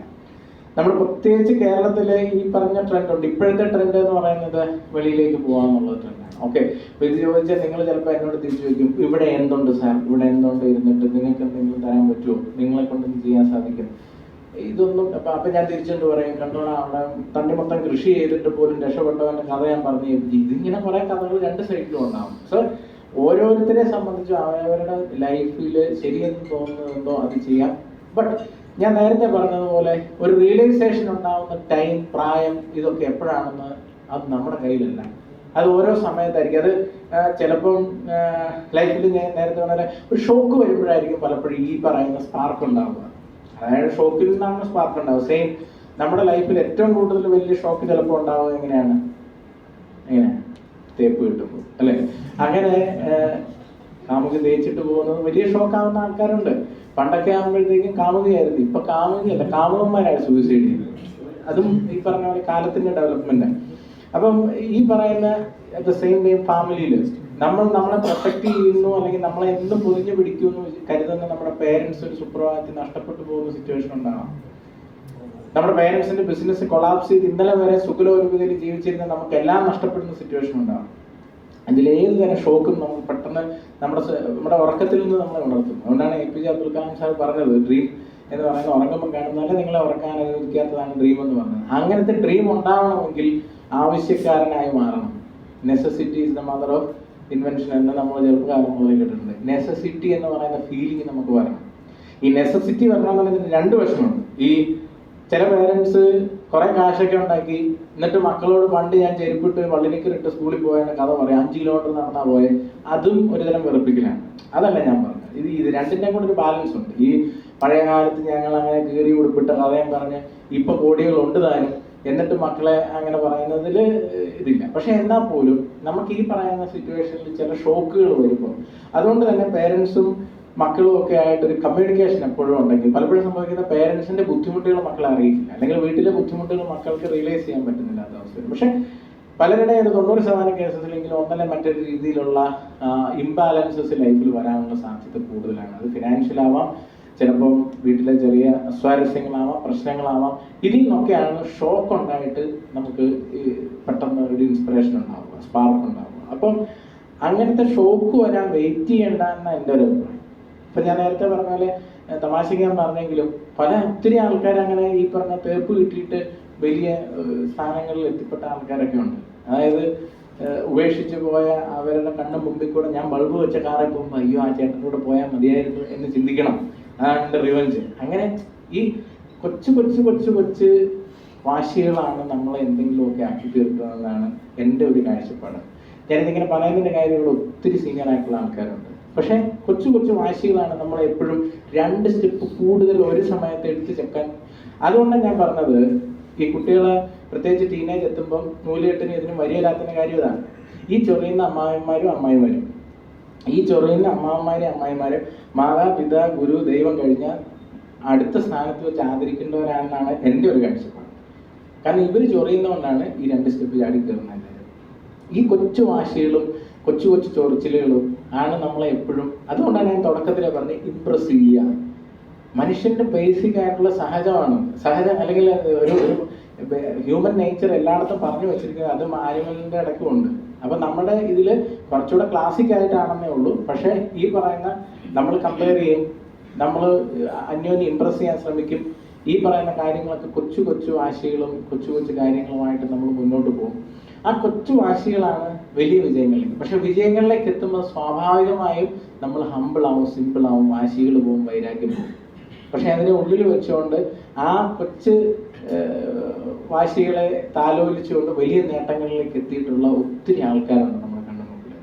എത്ര പേര് ഇത് തുറന്നു പറഞ്ഞിട്ടുണ്ടാവും അറിയില്ല. പക്ഷെ എൻ്റെ കാഴ്ചപ്പാടിൽ, എൻ്റെ ഒരു അഭിപ്രായത്തിൽ ഞാൻ പറയാം, അങ്ങനെ ഒരു സ്പാർക്ക് ലൈഫിൽ അങ്ങനെ വരണം എന്ന് വെച്ചുകൊണ്ട് അതിന് വേണ്ടിയിട്ട് ഒരു ഷോക്ക് ഉണ്ടാക്കണമെന്നില്ല. പിന്നെ ഷോക്കിന് വേണ്ടിയിട്ട് വെയിറ്റ് ചെയ്യേണ്ട, നമ്മുടെ ലൈഫിൽ എന്തെങ്കിലും ഒരു മീനിങ് ഉണ്ടാക്കുക എന്ന് എപ്പോഴും നമ്മുടെ ഉള്ളിനുള്ളിൽ, അതായത് ദീർഘമായ ഒരു ലക്ഷ്യം ഉള്ള ഒരാളെ സംബന്ധിച്ചിടത്തോളം, ഇപ്പൊ ഞാൻ വളരെ സാറ്, ചേട്ട എന്നൊക്കെ വിളിക്കുക. എന്നോട് ഒത്തിരി പേര് ചോദിച്ചിട്ടുണ്ട്, എന്താണ് ഇങ്ങനെ, അത് അവനവൻ്റെ വില കളയലല്ലേ.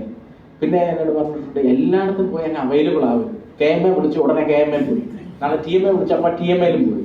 അപ്പോൾ എല്ലായിടത്തും അവൈലബിൾ ആയിക്കഴിഞ്ഞാൽ you will use your credibility, ഇല്ലെങ്കിൽ നിന്റെ ബ്രാൻഡ് വാല്യൂ പോയി പോകും.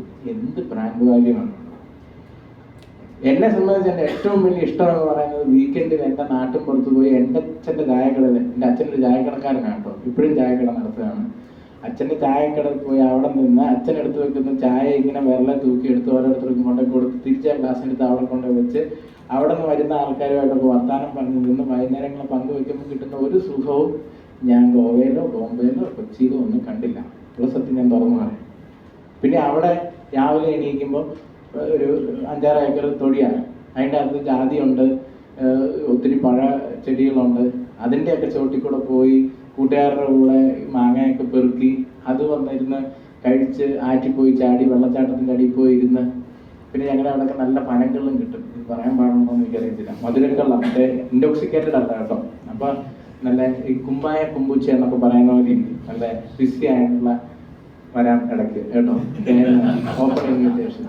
അപ്പം അതൊക്കെ ആയിട്ട് പോകുന്ന ആ ഒരു എന്നെ സംബന്ധിച്ച് എനിക്ക് അതൊക്കെയാണ് എൻ്റെ മനസ്സിന് സന്തോഷം തരുന്നത്. ഓരോരുത്തർക്കും ഓരോ രീതിയിലായിരിക്കാം സന്തോഷം തരുന്ന കാര്യങ്ങൾ. ഇനി അതിൻ്റെ ബാലൻസ്, ഇപ്പം നമ്മളിതൊക്കെ ഇപ്പം ഞാനിത് പറഞ്ഞ് എൻ്റെ സ്വന്തം കഥ പറഞ്ഞ് ഇപ്പം ഞാൻ തോറ്റിട്ടുണ്ട് എന്നും ഞാൻ ചായക്കടക്കാരൻ്റെ മകനാണെന്നും ഇതൊക്കെ ഞാൻ പറയുന്നത് എന്തുകൊണ്ടാണ്? ഇന്ന് എനിക്ക് സക്സസിൻ്റെ ഒരു പ്ലാറ്റ്ഫോം ഉള്ളതുകൊണ്ട് അത് ഞാൻ യങ്സ്റ്റേഴ്സിനോട് പ്രത്യേകം പറയുന്നത്. നാളെ നമ്മളുടെ പഴയ കഥകൾ എനിക്ക് തമാശയായും എനിക്ക് നിങ്ങളുടെ മുമ്പിൽ വന്ന് അത് വലിയ ഗ്ലോറിഫൈ ചെയ്ത് എൻ്റെ തോൽവികൾ പറയണമെങ്കിൽ ഞാനൊരു ഓട്ടോ ഓടിച്ച് നടക്കുന്ന ഒരു മനുഷ്യനായിരുന്നെങ്കിൽ നിങ്ങൾ എന്നെ വിളിക്കുമായിരുന്നു പരിപാടി.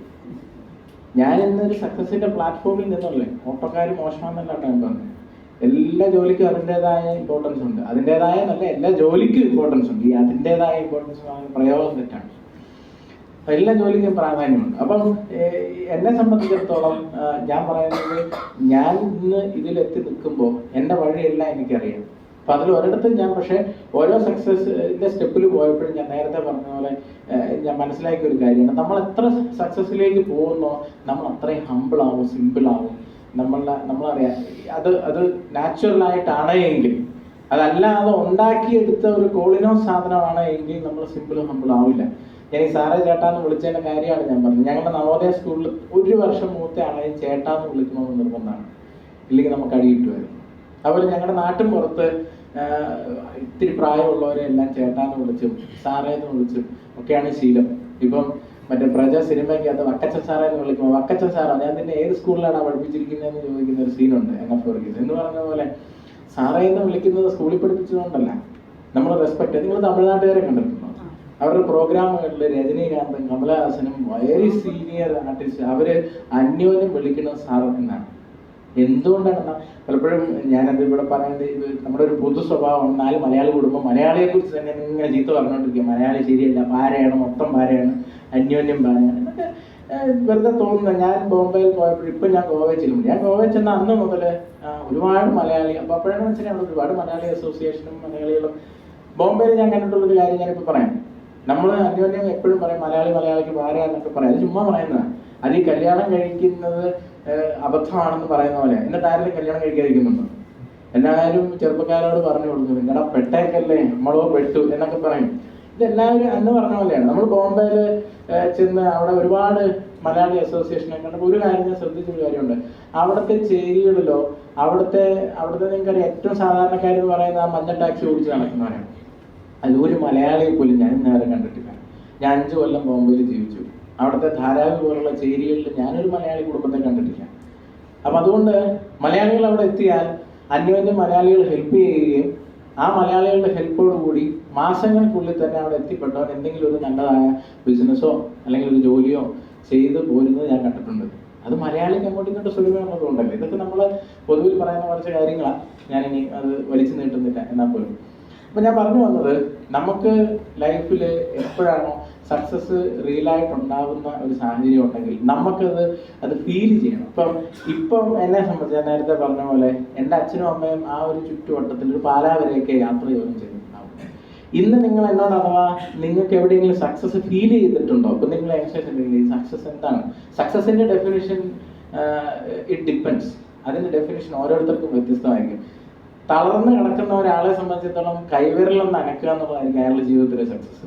4 കാലിൽ എനർജറ്റിക് ആയിട്ട് നിൽക്കുന്ന ഞാനും നിങ്ങളെ സംബന്ധിച്ചിടത്തോളം ഈഗോയിസ്റ്റിക് ആയിട്ട് വേറൊരുത്തനായിട്ട് വഴക്കുണ്ടാക്കി അവനെ തോൽപ്പിക്കുന്നതായിരിക്കും എൻ്റെ സക്സസ്. അപ്പോൾ അതൊക്കെ ആവേശികമായിട്ടുള്ള കാര്യങ്ങളാണ്. പക്ഷേ സക്സസിന്റെ ഡെഫിനിഷൻ ഓരോരുത്തർക്കും ഡിഫറെൻ്റ് ആണെങ്കിലും ഇന്ന് നിങ്ങൾ എന്നോട് ചോദിക്കുകയാണെങ്കിൽ എൻ്റെ അച്ഛൻ മോഹനെയും എൻ്റെ അമ്മ മിനർവ മോഹനെയും ഒക്കെ ആദ്യമായിട്ട് ഫ്ലൈറ്റിൽ കയറ്റി ചെയ്തതും അവരെ ആഗ്രഹിച്ച പല കാര്യങ്ങളും നേടിക്കൊടുത്തതും അല്ലെങ്കിൽ അവർക്ക് മനസ്സിൽ ആഗ്രഹമുണ്ടെന്ന് അവർ പറഞ്ഞിട്ടില്ലെങ്കിലും എനിക്കറിയാവുന്ന ഒരുപാട് കാര്യങ്ങൾ ചെയ്തു കൊടുക്കാനും ഒക്കെ സാധിച്ചപ്പോൾ അവരുടെ കണ്ണിൽ കണ്ടൊരു സന്തോഷമുണ്ട്. അവിടെയാണ് ഞാൻ സക്സസ് ഫീൽ ചെയ്യുന്നത്. ഒന്നുകൂടെ കടത്തി പറഞ്ഞാൽ ഇന്നിപ്പം വാഗമണ്ണിൻ്റെ വാലി സൈഡിലാണ് നമ്മുടെ വീട്. ഇന്ന് ഞാൻ ഈ പ്രോഗ്രാം ഇല്ലായിരുന്നെങ്കിൽ ഞാൻ ഇന്ന് പൂഞ്ഞാർ അടിവാരം എന്ന് പറയുന്ന സ്ഥലത്തുണ്ടായിരുന്നു. വാഗമണ്ണിൻ്റെ അടിവാരം താഴ്വരയ്ക്കാണ് ഈ അടിവാരം എന്ന് പറയുന്നത്. അപ്പം അവിടുത്തെ നാട്ടുകാരെല്ലാം കൂടി വെട്ടിക്കയറ്റിയ ഒരു വഴിയുണ്ട്. ആ വഴിയുടെ ഉദ്ഘാടനമാണ് അവിടുത്തെ MLA സെബാസ്റ്റ്യൻ പുറത്തെങ്കിൽ ഉദ്ഘാടനം ചെയ്യണം. ഞാൻ ആ പ്രോഗ്രാമിൽ അവിടെയും ഇതുപോലെ ഒരു വിഷയമൊക്കെ തന്നിരുന്നു എനിക്ക് സംസാരിക്കാൻ. എൻ്റെ നാട് കോട്ടത്താവളം. കോട്ടത്താവളം എന്ന് പറയുന്ന അവിടുത്തെ ഒരു സ്ഥലമാണ്. അതിലൂടെ വെട്ടിയിരിക്കുന്ന വഴിയായതുകൊണ്ടാണ് കോട്ടത്താവളം എന്ന വഴിക്ക് പേരിട്ടിരിക്കുന്നത്. അപ്പം ആ പ്രോഗ്രാമിൻ്റെ ഭാഗമാകാൻ ഞാനൊരു പക്ഷേ അവിടെ പോകേണ്ടിയിരുന്നു. ഇതുപോലെ അതിന് പോകേണ്ടിയിരുന്നെന്ന് പറഞ്ഞാൽ അതിനുവേണ്ടി കുറേ ഇനിഷ്യേറ്റീവ് എടുക്കാൻ എനിക്ക് കഴിഞ്ഞു. കുറേ ആൾക്കാരെ അതിൽ ബന്ധപ്പെടുത്തി കൊടുക്കാൻ എനിക്ക് കഴിഞ്ഞു.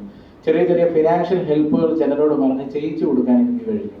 അതുപോലെ കൊച്ചു കൊച്ചു അഡ്മിഷൻ്റെ കാര്യങ്ങളായിട്ടും ജോലിയുടെ കാര്യങ്ങളായിട്ടും റെഫറൻസ് ആയിട്ടും പെരിങ്ങളം പോലെ അടിവാരം പോലുള്ള സാധാരണക്കാർ ജീവിക്കുന്ന ആരാണ് അവരെയൊക്കെ സംബന്ധിച്ചിടത്തോളം കൊച്ചിയിൽ ഒരു ഹോസ്പിറ്റൽ കേസുമായിട്ട് വരിക എന്ന് പറഞ്ഞാൽ ഏതാണ്ട് മരണത്തോട് അടുത്ത് നിൽക്കുന്ന ഒരു സാഹചര്യത്തിൽ അവരിവിടെ വരുള്ളൂ.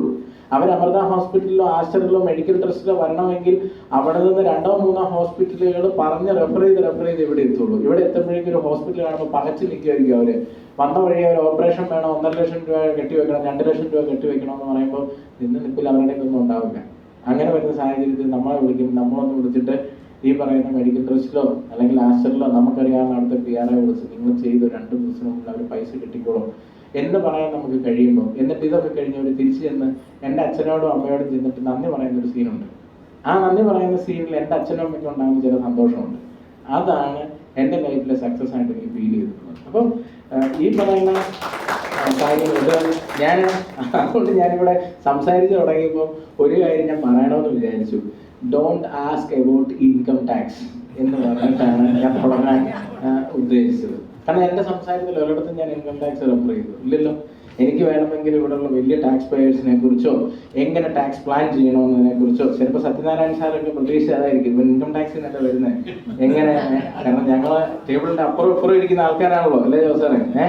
അപ്പോൾ നമ്മൾ അങ്ങോട്ടും ഇങ്ങോട്ടും എങ്ങനെ അസസിയെ രക്ഷിക്കാമെന്ന് അവരും എങ്ങനെ അസസിയെ പെടുത്താമെന്ന് ഞങ്ങളും, പിന്നെ അങ്ങോട്ടും ഇങ്ങോട്ടും ദന്തയുദ്ധമാണെന്നൊക്കെയാണ്. ഒന്നുമില്ല, നമ്മളെ കൊണ്ട് പറ്റുന്ന കാര്യങ്ങൾ. അതാണ് ഞാൻ നേരത്തെ പറഞ്ഞത്. എന്നെ കുറിച്ച് ഒരു സീനിയർ ഓഫീസർ ഇവിടെ പറഞ്ഞതാണ്, എന്നോട് പറഞ്ഞതാണ് you should rebrand your self എന്ന് പറഞ്ഞു.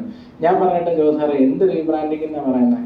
എൻ്റെ ഇത് കാരണം പറഞ്ഞതിൻ്റെ കാര്യം എന്ന് വെച്ചാൽ ഞാൻ കൂടുതലും ഇവിടെ ചെല്ലുമ്പോൾ ഈ 4 വർഷം ഞാൻ ഇവിടെ ഇരുന്നപ്പോൾ ജോസാറിന് അറിയാമെന്നറിയില്ല, നമ്മളുടെ ഇൻകം ടാക്സ് ഓഫീസിലെ സാധാരണ ഡ്രൈവർമാരും അവിടെ സാധാരണ നമ്മളുടെ അവിടെ ഔട്ട്സോഴ്സ്ഡ് ആയിട്ടുള്ള കുറേ ചേച്ചിമാരുണ്ട്. ആ ചേച്ചിമാരൊക്കെ എന്തെങ്കിലും പ്രശ്നങ്ങൾ വരുമ്പോൾ ഓടി വരിക എൻ്റെ അടുത്താണ്. അത് എന്നെ സംബന്ധിച്ചൊരു വലിയ അംഗീകാരമായിട്ടാണ് ഞാൻ എടുത്തിരിക്കുന്നത്. അതെന്തുകൊണ്ടാണ് ഞാൻ അവർക്ക് അപ്രോച്ചബിൾ ആയിട്ട് ഞാൻ വെച്ചിരിക്കുന്നുണ്ട്. പലപ്പോഴും തലവേദന ആവാറുണ്ടോ എന്ന് ചോദിച്ചു കഴിഞ്ഞാൽ ചിലപ്പോൾ രാത്രിയിലൊക്കെ വിളിച്ച് ഞാൻ ഇപ്പോഴും ഓർക്കുന്നുണ്ട്. റീസെൻ്റ്ലി ആ ക്യാൻറ്റീനിൽ വർക്ക് ചെയ്യുന്ന ഒരു ചേച്ചിയുടെ ഭർത്താവ് കള്ള് കുടിച്ച് രാത്രിയിൽ ഇവരൊക്കെ വീടി പാടത്തും ഓരത്തും ഒക്കെയാണ് വന്ന വഴിക്ക് പാമ്പ് കടിച്ച് ആശുപത്രിയിൽ കൊണ്ടുപോയി. അവിടെ ചെന്നപ്പോൾ അവർക്ക് ആരെയും വിളിക്കാനില്ല, നമ്മളെ വിളിച്ചു. ഞാൻ പിന്നെ അവിടെ ഹോസ്പിറ്റലിലൊക്കെ വിളിച്ച് പറഞ്ഞു. പക്ഷെ 3-4 ദിവസം കഴിഞ്ഞപ്പോൾ ആൾ മരിച്ചു. അപ്പോൾ ഇങ്ങനത്തെ സിറ്റുവേഷനിലൊക്കെ നമുക്കവിടെ അവർക്ക് പൈസ ഇല്ല. പിന്നെ ഞങ്ങൾ നമ്മൾ ജോസാൻ അറിയാലോ, നമ്മൾ ഈ പറഞ്ഞ പോലെ റെക്രിയേഷണൽ ക്ലബ്ബ്, ARS അസോസിയേഷൻ എന്നൊക്കെ പറഞ്ഞ് നമ്മൾ ഇതിൻ്റെയൊക്കെ ഭാഗമാണ്. നമ്മളപ്പോൾ ഉള്ള ബന്ധങ്ങൾ ഉപയോഗിച്ച് ഇതൊക്കെ പലപ്പോഴും പാരയാവാറൊക്കെ ഉണ്ട്. നല്ല പോസ്റ്റിംഗ് പോലും എനിക്ക് തരാതിരുന്ന ചില സാഹചര്യങ്ങൾ ഉണ്ടായിട്ടുണ്ട്. ബിക്കോസ് ഹീസ് വെരി കണക്റ്റഡ് എല്ലായിടത്തും. ഈ കണക്ഷൻ ഇല്ലാണ്ട് ഞാനിത് എങ്ങനെ ചെയ്യും? ഞാൻ എൻ്റെ ഇൻകം ടാക്സ് എന്ന് പറഞ്ഞ് കുപ്ലീസ് വിട്ട് കോട്ട് വിട്ട് ഞാൻ അതിൻ്റെ അകത്ത് പോയിരുന്നു. ഞാൻ ഈ പറഞ്ഞ സത്യനാരായണ സാറിനെ ജോസാറിനെ മാത്രമേ കാണുള്ളൂ. അത് തന്നെ നിങ്ങൾ വന്നു എൻ്റെ കാർഡൊക്കെ തന്നു, ഞാൻ നോക്കി അപ്പോയിൻമെൻറ്റ് വാ എന്നൊക്കെ പറഞ്ഞ് നിങ്ങളെ ഇരുത്തി. ഞാൻ അങ്ങനെ ആവാൻ ഉദ്ദേശിച്ചിട്ടില്ല. എൻ്റെ പെരിങ്ങളംകാരൻ എന്ന് പറയുന്ന അടിസ്ഥാനപരമായ ആ പേര്, പിന്നെ ഞാൻ എൻ്റെ ജീവിതത്തിൽ കണ്ടുപിടിച്ച കാര്യം, എൻ്റെ അമ്മ പഞ്ചായത്ത് പ്രസിഡന്റ് ആയിരുന്നു 17 വർഷക്കാലത്തോളം. ഞങ്ങളുടെയൊക്കെ നാട്ടിൻ പുറത്ത് വീട്ടിലെ പ്രശ്നങ്ങൾ ഉൾപ്പെടെ തീർക്കുന്നത് ഒന്നെങ്കിൽ പള്ളിയിലച്ഛൻ്റെ അടുത്തല്ലേ പഞ്ചായത്ത് പ്രസിഡന്റ് വീട്ടിലാണ്. പല ദിവസം എണീറ്റ് വരുമ്പോൾ കാണുന്നത് വല്ലതല്ല ഉണ്ടാക്കിയതോ അയലൊക്കെ പ്രശ്നം, അതിർത്തി പ്രശ്നം, ഇതൊക്കെ ആയിട്ട് വീട്ടിൽ വന്നിരുന്ന കരയുന്ന, അല്ലെങ്കിൽ ഫിനാൻഷ്യൽ പ്രശ്നങ്ങളുമായിട്ട് വീട്ടിൽ വന്നിരുന്ന കരയുന്ന ഒത്തിരി പേരെ കണ്ടിട്ടുണ്ട്. അവർക്കൊക്കെ എന്തെങ്കിലും ഒരു സൊല്യൂഷൻ കൊടുത്തു വിടുന്നത് ഞാൻ കണ്ടിട്ടുണ്ട്. കാശായിട്ടല്ല, പലപ്പോഴും അത് ബന്ധങ്ങളായിട്ടാണ്. എൻ്റെ അമ്മ അച്ഛനെന്തോ ഇന്നും വീട്ടിലൊരു 2 വീലർ പോലും ഇല്ല.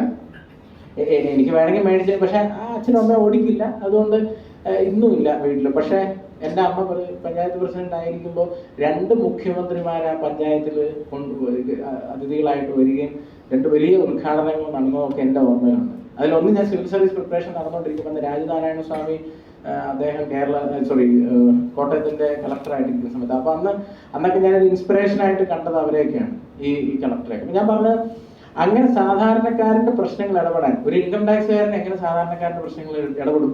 അതുകൊണ്ടാണ് ഞാൻ ഇങ്ങനെ ആയിരിക്കുന്നത്. ഞാൻ തുറന്നു പറയുന്നത്. അല്ലെങ്കിൽ പലപ്പോഴും ഞാനെന്തിന് മെഡിക്കൽ ഡ്രസ്സുകാരനെ വിളിച്ചിട്ട് ഒരാളുടെ ഇത് പറയണം? ശരിക്കും I am not suppose to do that, അല്ലേ? പക്ഷെ അത് പറഞ്ഞുകൊണ്ട് നിങ്ങൾക്കോ എനിക്കോ ഒരു നഷ്ടമുണ്ടോ? ആർക്കെങ്കിലും എന്തെങ്കിലും കിട്ടുന്നില്ലേ? പക്ഷെ ചിലർക്ക് അത് ഇഷ്ടപ്പെടുന്നുണ്ടാവില്ല. നമ്മളൊരിക്കലും ഇലക്ഷനിൽ നിന്ന് വോട്ട് മേടിക്കാനൊന്നുമല്ലല്ലോ, നമ്മളെ കൊണ്ട് കഴിയുന്നത് ചെയ്യുന്നതെന്നുള്ളതേ ഉള്ളൂ. അതുകൊണ്ട് ആ ഒരു നേച്ചർ ഞാൻ ഇപ്പോഴും സൂക്ഷിക്കുന്നു. ഇത് ഞാൻ പറയാൻ കാര്യം, ഈ നമ്മളുടെ സക്സസിലേക്ക് പോകുമ്പോൾ ഹമ്പിളും സിമ്പിളും ആവണമെന്നും അന്യോന്യം ബഹുമാനിക്കണമെന്നും പരസ്പരം, ഇത് പേഴ്സണാലിറ്റി ഇവോൾവ്മെന്റിന്റെ വലിയൊരു ഭാഗമാണ്. അനുതാപവും സന്താപവും സഹാനുഭൂതിയും ഒക്കെ ഇല്ലാത്ത എന്ത് അച്ചീവ്മെന്റിലും വലിയ സസ്റ്റൈനബിൾ സക്സസ്, നേരത്തെ പറഞ്ഞാല് ഹൗ ടു ഫെയിൽ സക്സസ്ഫുള്ളി എന്ന് പറഞ്ഞ പോലെയാണ് സസ്റ്റൈനബിൾ സക്സസ് എന്ന് പറഞ്ഞ സാധനം. സസ്റ്റൈനബിൾ സക്സസ് എന്ന് പറഞ്ഞാൽ നമ്മൾ കുറെ ആൾക്കാരെങ്കിലും കാണുന്നുണ്ട് വലിയ പദവിയിലെത്തി, പക്ഷെ അതിനുശേഷം വലിയ അപകടങ്ങളിലേക്ക് പോകുന്നവരെ നമ്മൾ കാണുന്നുണ്ട്. അത് കൂടുതലും ഒരു പക്ഷേ സിനിമാ മേഖലയിലൊക്കെ തന്നെ കാണുന്നത്. അതിലൂടെ ഉണ്ടെങ്കിൽ ശ്രമിക്കണം കേട്ടോ. അപ്പം അതെന്താണെന്ന് ചോദിച്ചാൽ പെട്ടെന്നുണ്ടാവുന്ന ഒരു സ്റ്റാർഡം, പെട്ടെന്ന് സെലിബ്രിറ്റി ആയി മാറുന്നു, കുറെ പണം, അതോടുകൂടി വേറൊരു. പക്ഷെ അവരെ പറഞ്ഞിട്ട് കാര്യം കേട്ടോ, ഒരു പരിധി കഴിഞ്ഞാൽ നിങ്ങൾ കണ്ടിട്ടില്ലേ ഈ മോഹൻലാലും മമ്മൂട്ടിക്കൊക്കെ സത്യം പറഞ്ഞു കഴിഞ്ഞാൽ ഒന്ന് മൂത്രം ഒഴിക്കണമെന്ന് തോന്നിയാൽ വഴി നിന്ന് മൂത്രം ഒഴിക്കാൻ പോലും പറ്റില്ല അവരെന്ന് സംബന്ധിച്ചിടത്തോളം. അങ്ങനെ ഒരു ഇതുണ്ട്. നമ്മൾ സെലിബ്രിറ്റി ആവണമെന്നൊക്കെ ഒരു എന്നുവെച്ചാൽ വഴി മൂത്രം ഒഴിക്കണമെന്ന് പുള്ളി വന്ന് പറഞ്ഞിരുന്നാണ് പറയരുത് കേട്ടോ. വേറെ നിവൃത്തിയില്ലെങ്കിൽ ഞാൻ പറഞ്ഞ ദീർഘദൂര ഹൈവേ യാത്രയൊക്കെ ഞാൻ ഉദ്ദേശിച്ചത്, മനസ്സിലായോ? അപ്പോൾ ഞാൻ പറഞ്ഞ ഈ അവരെ ഫോട്ടോ എടുക്കാനൊക്കെ ആയിട്ട് ചിലർ കണ്ടിട്ടില്ലേ ഓടിപ്പോയിട്ട് ഇങ്ങനെ തോളയിലൊക്കെ കഴിയിട്ട് ഇങ്ങനെയൊക്കെയാണ്. ചെറിയ ബഹുമാനം എല്ലാം കൊടുക്കണ്ടേ?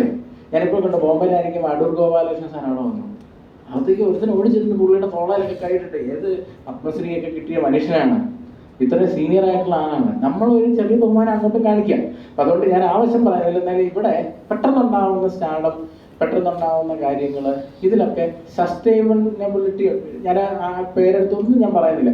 ഇത് അവിടെ മാത്രമല്ല, ഏത് മേഖലയിലും നമ്മൾ എത്തിപ്പെടുന്നിടത്ത് എങ്ങനെ ആയിരിക്കുന്നു എന്നുള്ളത് വളരെ ഇമ്പോർട്ടൻ്റ് ആണ്. അപ്പം അതുകൊണ്ട് നമ്മൾ ഒരു പക്ഷേ മക്കളോട് പറയുമ്പോഴും നമ്മൾ മക്കളായിരിക്കുമ്പോഴും ഇപ്പം എനിക്കും നമുക്ക് ഇരിക്കുന്നവർ കൂടുതൽ ആൾക്കാർക്കും എന്താണ് ഇനിയിപ്പോൾ നെക്സ്റ്റ് ജനറേഷൻ അതാണ്. നമ്മുടെ ലൈഫിൽ സ്പാർക്ക് ഉണ്ടാകാതെ 70-ാം വയസ്സിൽ സ്പാർക്ക് ഉണ്ടായാൽ എന്ത് സംഭവിക്കും? തന്ത വൈബാകും, അത്രേ ഉള്ളൂ. മക്കളോട് ഏത് നേരം ഇങ്ങനെ ഉപദേശിച്ചുകൊണ്ടിരിക്കുകയാണ്, ഞാനിങ്ങനെ ആയിപ്പോയി, നീ ഇങ്ങനെ ആവരുത്, ഞാൻ ഇങ്ങനെ ആയി തരണം, എൻ്റെ അവസ്ഥ ഇതാണ്, ഇതിങ്ങനെ പറഞ്ഞുകൊണ്ടിരിക്കും. കുറേ കേട്ട് കഴിയുമ്പോൾ നിർത്താവുന്ന അവരും ചോദിക്കും, അല്ലെങ്കിൽ മഴത്ത് കഴിയുമ്പോഴത്തേക്ക് ഏതായാലും വഴിക്ക് പോകും. അപ്പോൾ അതുകൊണ്ട് അവനവൻ്റെ ലൈഫിൽ ചെയ്യാവുന്നതൊക്കെ ചെയ്യുന്നതായിരിക്കും നല്ലത്. അപ്പം അതുകൊണ്ട് ആ ഒരു സ്റ്റേജ് കഴിഞ്ഞ ഒരാൾക്ക് പറയാവുന്നിടത്തിരുന്ന് പറയാം, അത്രേ ഉള്ളൂ. അത് പറയണമെങ്കിലും ഞാൻ ഇത്തിരി മുമ്പ് അതാ പറഞ്ഞത്, നമ്മളൊരു പൊസിഷനിൽ എത്തി എനിക്കൊരു പ്ലാറ്റ്ഫോം ഉണ്ടെങ്കിലേ എനിക്കത് പറയാൻ പറ്റുള്ളൂ. അല്ലാണ്ട് ഞാനിതിപ്പം എൻ്റെ കഥ, എൻ്റെ ഇത്, ഞാൻ ഇങ്ങനെയായിരുന്നു അതങ്ങനെയായിരുന്നു എന്ന് പറഞ്ഞിട്ട് എന്ത് കാര്യമിരിക്കും? എന്നെ ഇന്ന് നിങ്ങൾ കേൾക്കുന്നുണ്ടെങ്കിലും അതിനൊരു കാരണം ഞാൻ ഇന്ന് ഈ പൊസിഷനിൽ എത്തിയതാണ്. I am really thankful. എൻ്റെ പേരൻസിൻ്റെ സപ്പോർട്ട്, എൻ്റെ ഫ്രണ്ട്സിൻ്റെ സപ്പോർട്ട്. ഞാൻ ആ വന്ന സാഹചര്യങ്ങൾ തന്നെയാണ് എന്നെ ഇന്നും ഇങ്ങനെ നിലനിർത്തുന്നത് കേട്ടോ. അതിന് ഞാൻ ദൈവത്തിന് ഒരുപാട് നന്ദി പറയണം. ഈ നേരത്തെ പറഞ്ഞപ്പോൾ എന്നെ ഇൻട്രൊഡ്യൂസ് ചെയ്ത് പറഞ്ഞു സ്പോർട്സ്. ഞാൻ നേരത്തെ പറഞ്ഞ ഗ്രാജുവേഷൻ സമയത്ത് ഞാൻ സ്പോർട്സിൻ്റെ ഇതിലേക്ക് പോയി.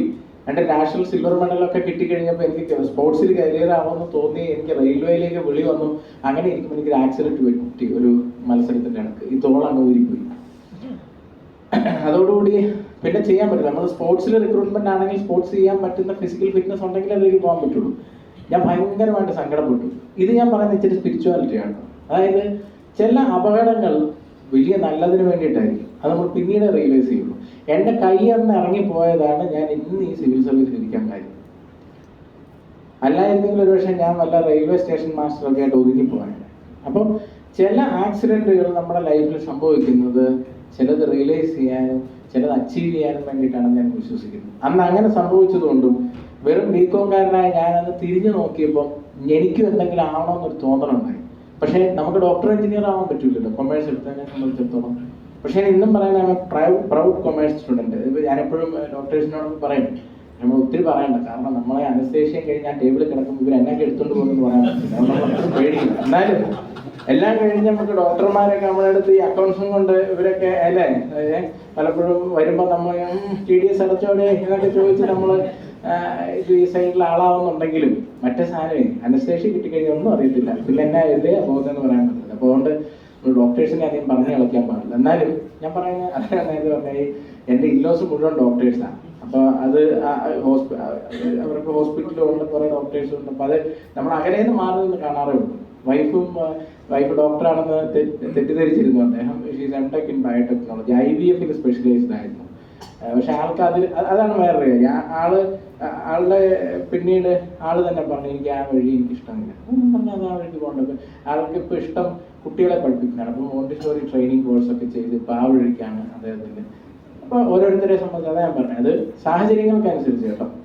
ഇനി ബാക്ക് ടു ഇത്. പിന്നെ ഞാൻ നേരത്തെ ഇപ്പോൾ ഈ കൊമേഴ്സിൻ്റെ കാര്യം പറഞ്ഞപ്പോൾ പറഞ്ഞിരിക്കുന്നത് പണ്ടേ കൊമേഴ്സിൻ്റെ സാധ്യത തിരിച്ചെടുത്ത് കൊമേഴ്സ്. അതാണ് ഞാൻ പറഞ്ഞത്. ഇപ്പം കൊമേഴ്സ് എന്ന് പറഞ്ഞാൽ ഞങ്ങൾ പരമ്പരാഗതമായി എൻ്റെ അച്ഛനും ചായക്കട അപ്പൂപ്പനും ചായക്കട. അപ്പോൾ കൊമേഴ്സുമായിട്ട് ബന്ധമുണ്ടെന്നുള്ളത് സത്യമാണ്.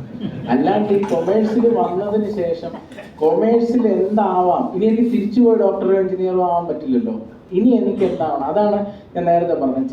ചില തോന്നലുകളാണ്. അവിടുന്ന് എന്നെ സംബന്ധിച്ച് എനിക്കൊരു വിഷൻ ഉണ്ടായിരുന്നു എൻ്റെ മനസ്സിൽ. എനിക്ക് അങ്ങനെ സിവിൽ സർവീസിനൊന്നും ആയിരുന്നില്ല. I want to become something എന്നുള്ള ആ ഒരു ഫീൽ എൻ്റെ മൈൻഡിലുണ്ടായിരുന്നു. അത് കാരണം എന്നെ സംബന്ധിച്ച് ആ ഒരു സാധാരണ ഗ്രാമപ്രദേശത്ത് നിന്ന് വന്ന ഒരു വ്യക്തി എന്നുള്ള നിലയിൽ ഇന്ന് ഞാൻ എത്തി നിൽക്കുന്നത് എന്നെ സംബന്ധിച്ച് വലിയ ഇതാണ്. അത് ഞാൻ എല്ലാവർക്കും ഏറ്റവും പ്രയോറിറ്റിയിൽ ഞാൻ വെച്ചിരിക്കുന്നത് എൻ്റെ ഗ്രാമത്തിലുള്ളവരെ തന്നെയാണ്. അത് എന്നും പറയാം. കാരണം ഞാൻ ഇവിടെ ഇന്ന് KMA വന്നില്ലേലും, പക്ഷെ അതുകൊണ്ടാണ് ഞാൻ ഇന്ന് അടിവാരത്തെ പ്രോഗ്രാം ഞാൻ പക്ഷേ കാരണം എന്നോട് KMA നേരത്തെ പറഞ്ഞത് അതിന് ശേഷമാണ് പ്രോഗ്രാം വന്നത്. അതുകൊണ്ടാണ്. ഇപ്പം നാളെ എനിക്ക് ഇതുപോലെ തന്നെ ഒരു പ്രോഗ്രാം ഉണ്ട്. നാളെ നിങ്ങൾക്കറിയാമല്ലേ എന്ന് പറഞ്ഞൊരു പുസ്തകം ഈ ശരത്ത് ഗീതമ്മ എന്ന് പറഞ്ഞ 2 പേരുണ്ട്. അമ്മയും കൊണ്ട് ഹിമാലയൊക്കെ പോയിട്ടുള്ളത് നിങ്ങൾ കണ്ടിട്ടുണ്ടെന്നില്ല സോഷ്യൽ മീഡിയയിൽ.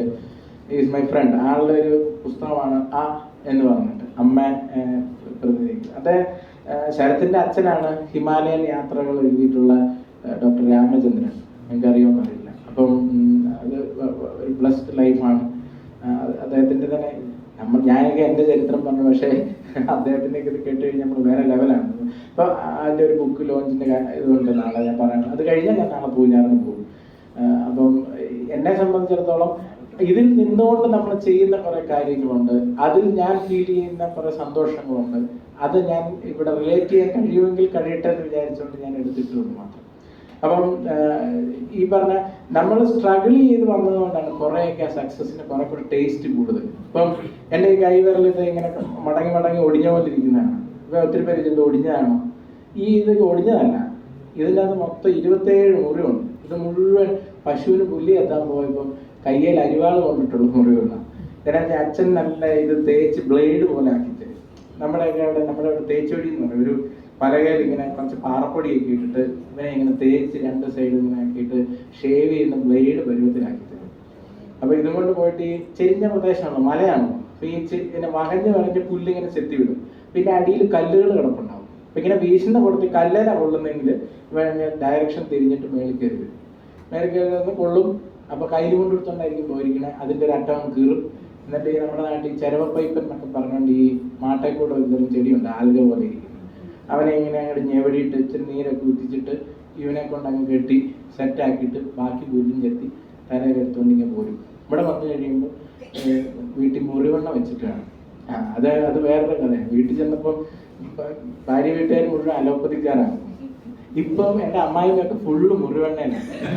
അത് അമ്മായിക്ക് വേറൊരു ഷോക്കായിപ്പോയി. നേരത്തെ കുക്കിങ്ങിൻ്റെ കാര്യം പറഞ്ഞാൽ ഞാൻ മുറിവെണ്ണ ഇമ്പാക്റ്റ്. അപ്പോൾ അതുകൊണ്ട് ഈ മുറിവെണ്ണയിലാണ് ഈ എല്ലാ മുറിവുകളും ഒരു സ്റ്റിച്ച് പോലും ഇല്ലാണ്ട് നമ്മൾ സെറ്റ് ചെയ്തത്. അപ്പോൾ അതൊക്കെ ഇപ്പോൾ എന്നെ സംബന്ധിച്ചിടത്തോളം ആ നാട്ടിൽ വീണ്ടും പോകുമ്പോഴും എനിക്ക് ഓരോ സ്റ്റെപ്പും വളരെ നൊസ്റ്റാൾജിക്കാണ്. അതൊക്കെ എനിക്ക് തരുന്ന ഒരു ഫീലും ഭയങ്കര ഡിഫറെൻ്റ് ആണ്. അപ്പം ഇങ്ങനെ നമ്മൾ ഈ പറഞ്ഞ കൊമേഴ്സ് ബാക്ക്ഗ്രൗണ്ട് ആയപ്പോഴും 11th ഫെയിൽ ആയപ്പോഴും ഒക്കെ നമുക്ക് തോന്നി ഇനിയും ഉണ്ട് ഓപ്പർച്യൂണിറ്റി. അപ്പോൾ അതുകൊണ്ടാണ് ഞാൻ പറയുന്നത്, നമ്മൾ എവിടെ എത്തി ആ സ്പാർക്ക് ഉണ്ടാവുന്നോ നമ്മൾ അവിടെ കൊണ്ട് തീർന്നു പോയി എന്നല്ല അർത്ഥം, മുമ്പോട്ട് പോകണം. ഇനി ഞാൻ ലാസ്റ്റ് ഒരു ടോപ്പിക് കൂടെ പറഞ്ഞ് അവസാനിപ്പിക്കാം. എൻ്റെ സിവിൽ സർവീസിലേക്കുള്ള വരവെന്ന് പറയുന്നത് ഞാൻ നേരത്തെ പറഞ്ഞതുപോലെ എനിക്ക് ആ ഒരു ചെറിയ ആക്സിഡൻ്റ് ഉണ്ടായി. അതിൽ നിന്ന് ഇതിലേക്ക് വന്നു. ശരിക്കും BCom കഴിഞ്ഞപ്പം വലിയൊരു ചോദ്യചിഹ്നമായിരുന്നു എന്താണ് മുമ്പോട്ട്. അപ്പോൾ MBA ചെയ്യണം, BBA ചെയ്ത് MBA ചെയ്യണം എന്നൊക്കെ ആയിരുന്നു. അങ്ങനെയാണ് ആദ്യം BBA വേണ്ട, BCom കഴിഞ്ഞ് MBAക്ക്. അന്നത്തെ കാലത്ത് MBA ഒക്കെ ആയിരുന്നു. അപ്പോഴും ചിന്തിച്ചതിൽ വന്ന വഴിയിൽ ഏറ്റവും ബെറ്ററായ എന്ത് ജോലിയിലേക്ക് പോകാമെന്നാണ് ചിന്തിച്ചത്. അവിടെ ദൈവം എന്നെ ഒരുപാട് അനുഗ്രഹിച്ചു. എത്താവുന്ന ഏറ്റവും മികച്ച ഒരു സ്ഥലത്ത് ഞാൻ എത്തിപ്പെട്ടു. അത് എൻ്റെ വീട്ടിൽ ആരും ഒരു സർക്കാർ ജോലിക്കാർ പോലും ഇല്ലാത്ത ഒരു കുടുംബമാണ്. പക്ഷേ പാലാ സെൻറ് തോമസ് കോളേജിൽ പഠിക്കുമ്പോൾ പാലാ രൂപതയുടെ ഒരു ഇനിഷ്യേറ്റീവായ പാലാ സിവിൽ സർവീസ് ഇൻസ്റ്റിറ്റ്യൂട്ട് എന്ന് പറഞ്ഞ സ്ഥാപനത്തിൻ്റെ ആദ്യ കാലഘട്ടത്തിൽ കോളേജ് ക്യാമ്പസിൽ അത് കാണുകയും അതിൻ്റെ ഭാഗമാകുകയും അവിടെ ചെന്ന് ക്ലാസ് അറ്റൻഡ് ചെയ്യും. യാതൊരു ഐഡിയ ഇല്ലാണ്ട് അതിലേക്ക് എടുത്തിയാടിയതാണ്. സത്യം പറഞ്ഞാൽ നിങ്ങൾ എത്രത്തോളം വിശ്വസിക്കുമെന്ന് എനിക്കറിയില്ല. BCom കഴിഞ്ഞ് ഏറ്റവും ഫീസ് പറഞ്ഞ് എന്തിനേലും പോകാമെന്ന് തോന്നിയത് ഇതിനാണ്. 9,000 രൂപ ഫീസേ ഉള്ളായിരുന്നു ഒരു വർഷം സിവിൽ സർവീസ് കോഴ്സിന് വേണ്ടി. പിന്നെ അവരൊരു ഫയലൊക്കെ തരും, അതിൽ IAS IPS എന്നൊക്കെ എഴുതി വെച്ചിട്ടുണ്ട്. അപ്പോൾ ഇതൊക്കെ കഷ്ടി വെച്ചുകൊണ്ട് ബസ്സിൽ കയറി പോകും വരികയൊക്കെ ചെയ്യാം. ഇത്രയും ഓറിയന്റേഷനാണ് എന്നെ സംബന്ധിച്ചുണ്ടായിരുന്നത്. ചെന്ന് ഒരു വർഷം കയറി കൊടുത്തു. ഇത് കണ്ടു കഴിഞ്ഞാൽ മനസ്സിലായ സംഗതി അബദ്ധമായി പോയത്, നവോദയയിൽ പോയ അതേ സാധനം. കാരണം ഞാനിത് പോയതുകൊണ്ട് നാട്ടിൽ മുഴുവൻ പേരൻസ് ഒക്കെ പറഞ്ഞ് നാട്ടുകാർ മൊത്തം പാട്ടാക്കി IASന് പോയിരിക്കുക എന്നുള്ളത്. പിന്നെന്ന് വെച്ചാൽ ഫസ്റ്റ് അറ്റംപ്റ്റ് കഴിഞ്ഞു, പ്രിലിമിനറി ഒക്കെ പൊട്ടി, രണ്ടാമത്തേതിലും പ്രിലിമിനറി പൊട്ടി. അപ്പോഴേക്കും എന്താ ചെയ്യും, അതാത് വർഷം കിട്ടിയ മലയാളികളുടെ എന്നൊക്കെ പറഞ്ഞ് ഫോട്ടോ ഒക്കെ വരുമല്ലോ. അപ്പോൾ ഈ കരിങ്കലിരിക്കുന്ന മറ്റേ അമ്മാവന്മാർ ലാസ്റ്റ് ഇടം വന്നു ഫോട്ടോ ഒന്നും കണ്ടിട്ടില്ല. അല്ല പ്രിലിമിനറി തോറ്റു അത്രയല്ലേ ഉള്ളൂ. അവരുടെ അടുത്ത് ഇപ്പോൾ പ്രിലിമിനറി മെയിൻ ഇന്റർവ്യൂ സിവിൽ സർവീസിനൊന്നും പറഞ്ഞാൽ അവർക്ക് അതിൻ്റെ തോറ്റു അത്രേ ഉള്ളൂ. പിന്നെ ഞാൻ നാട്ടിലേക്ക് പോവാതെ പാലായിൽ ഒരു മുറിയൊക്കെ എടുത്ത് അവിടെ തന്നെ കൂടി ഒരു വർഷം വീട്ടുകാരെ ഡിപ്പെൻഡ് ചെയ്തിട്ടുണ്ട്. അത് കഴിഞ്ഞ് ഞാൻ പഠിപ്പിലായിരുന്നു. അപ്പോൾ ഈ ഇങ്ങനെ പറഞ്ഞ ശീലമായതും അങ്ങനെ ക്ലാസ് എടുത്തിട്ട് അത് പിന്നെ വേറൊരു കാര്യം, അതും യങ്സ്റ്റേഴ്സിന് വേണ്ടി പറയുന്നത്. നമ്മളൊരു ഇതിനെ പേഴ്സ്യൂ ചെയ്യുമ്പോൾ അതിനോട് ചേർന്ന് ചിലപ്പോൾ സാഹചര്യങ്ങൾ കൊണ്ട് പണിയെടുത്ത് ഇന്നത്തെ കാലത്തെ ഒരു ട്രെൻഡ് തന്നെയാണ് ജോലി ചെയ്തുകൊണ്ട് നമ്മളൊന്നിനെ പേഴ്സ്യൂ ചെയ്യുക. അപ്പം അതിന് ഉതകുന്ന രീതിയിലാണ്. ചിലർ പറയും കൂലിപ്പണി എടുത്ത് IAS പഠിക്കുക, ഇമ്പോസിബിൾ, നടക്കുകയല്ല. വൈകുന്നേരം വരെ തലച്ചോമ്പ് എടുത്തിട്ട് പിന്നെ രാത്രി ഇരുന്ന് IAS പഠിക്കാന്നൊക്കെ പറഞ്ഞ് സിനിമയിലൊക്കെ കാണാം. മറ്റേ ലോകനാഥൻ IAS എന്നൊക്കെ പറഞ്ഞിട്ട് മണീൻ്റെ ഒരു സിനിമയൊക്കെ വന്നപ്പോൾ സിനിമയിലെ കഥ ആക്ച്വൽ ലൈഫിൽ വെരി ഡിഫിക്കൽട്ട്. നമുക്ക് എന്തിനോടാണോ പോകുന്നത് അതിനോട് ചേർന്നിരിക്കുന്നത്. അതുകൊണ്ട് അവരെ പഠിപ്പിക്കാൻ പോയതുകൊണ്ട് കുറേയൊക്കെ പിന്നെ ഇതിനോട് ഈക്വൽ ആയിട്ടുള്ള കുറേ പരീക്ഷകൾ എഴുതി. അങ്ങനെ LD ക്ലർക്കായിട്ട് പാലാ മുത്തോലി പഞ്ചായത്തിൽ ജോലി ചെയ്ത് 6 മാസം. അവിടെയും എന്നെ ഒരുപാട് ആൾക്കാർ സഹായിച്ചു. അവിടുത്തെ പഞ്ചായത്ത് സെക്രട്ടറി, എൻ്റെ ഒപ്പം ഉണ്ടായിരുന്ന ക്ലർക്കുമാർ, അങ്ങനെ എവിടെ ചെന്നാലും പൗലോ കൊയ്ലോ ആൽക്കമിസ്റ്റിൽ പറഞ്ഞിട്ടുള്ളതുപോലെ എന്താണ്, തീവ്രമായ നിനക്കൊരാഗ്രഹം ഉണ്ടെങ്കിൽ ഈ പ്രകൃതി മുഴുവൻ നിനക്ക് വേണ്ടി ഗൂഢാലോചന ചെയ്യും എന്നാണ് പറഞ്ഞത്. അപ്പം എന്ന് പറഞ്ഞാൽ എനിക്ക് ശരിക്കും അത് ഫീൽ ചെയ്തു. അവിടെ ഒത്തിരി ഹെൽപ്പ് എനിക്ക് തന്നിട്ടുണ്ട്, ഒത്തിരി അവധി എനിക്ക് തന്നിട്ടുണ്ട് പഠിക്കാൻ. അപ്പം അതിൽ കൂടെ ഒക്കെ കടന്നുപോയി. പിന്നെ block development officer, panchayat secretary, അങ്ങനെയൊക്കെ എക്സാം പാസ്സായിരിക്കുമ്പോഴാണ് സിവിൽ സർവീസിൻ്റെ ഫസ്റ്റ് പൊട്ടി, സെക്കൻഡ് പൊട്ടി, തേർഡിൽ മെയിൻസ് എഴുതുന്നു. മെയിൻസ് പൊട്ടിപ്പോയി. 4th മെയിൻസ് ക്ലിയറായി. ഇൻ്റർവ്യൂ കോൾ വരുന്നു, ഡൽഹിയിലേക്കുള്ള എൻ്റെ ആദ്യത്തെ യാത്ര. അപ്പം എനിക്കറിയാവുന്ന ആകെയുള്ള സുഹൃത്ത് പാലായിൽ നിന്ന്. ഞാൻ ഡൽഹിയിൽ ഒരിടത്തും കോച്ചിങ്ങൊന്നും പോയിട്ടില്ല. ഈ പാലായിൽ നിന്ന് സ്വന്തമായിട്ടുള്ള പരിപാടിയൊക്കെ ഉണ്ടായിരുന്നു. പിന്നെ വേറൊരു കാര്യം, അത് പറയാൻ പറഞ്ഞു, സിവിൽ സർവീസ് ഞാൻ കംപ്ലീറ്റ് ആയിട്ട് എഴുതിയത് മലയാളത്തിലാണ്. അങ്ങനെ എഴുതുന്ന ആദ്യത്തെ മലയാളിയാണ് ഞാൻ എന്നൊരു പ്രത്യേകതകളുണ്ട്. ഇത് അന്ന് ഞാൻ സിവിൽ സർവീസ് കിട്ടിയപ്പോൾ പത്രക്കാരെന്ന് വന്നപ്പോൾ ഞാൻ പറഞ്ഞു മലയാളത്തിൽ എഴുതി. ഇനി അതൊന്നും ആരോടും പറയാൻ നിൽക്കണ്ട, മലയാളത്തിൽ എഴുതിയെന്ന്. എന്നിട്ടോ നവംബർ 1 വന്നേക്കുക കേരള പിറവിക്ക് മലയാളത്തിൽ എഴുതിയാണ് ആർട്ടിക്കിൾ എഴുതുന്നത്. ഇതൊക്കെയാണ് ഈ ഇരട്ടത്താപ്പ് എന്ന് പറയുന്നത്.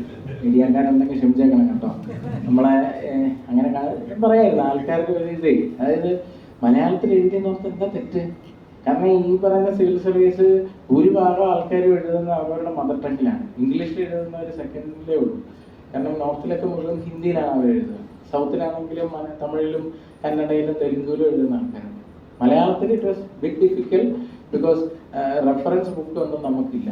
സോ ഇത് വായിച്ചിട്ട് നമ്മൾ ട്രാൻസ്ലേറ്റ് ചെയ്തൊക്കെ കുറച്ച് എടുക്കേണ്ടി വന്നു. പക്ഷേ ഇറ്റ് വാസ് ആൻ എക്സ്പീരിയൻസ്.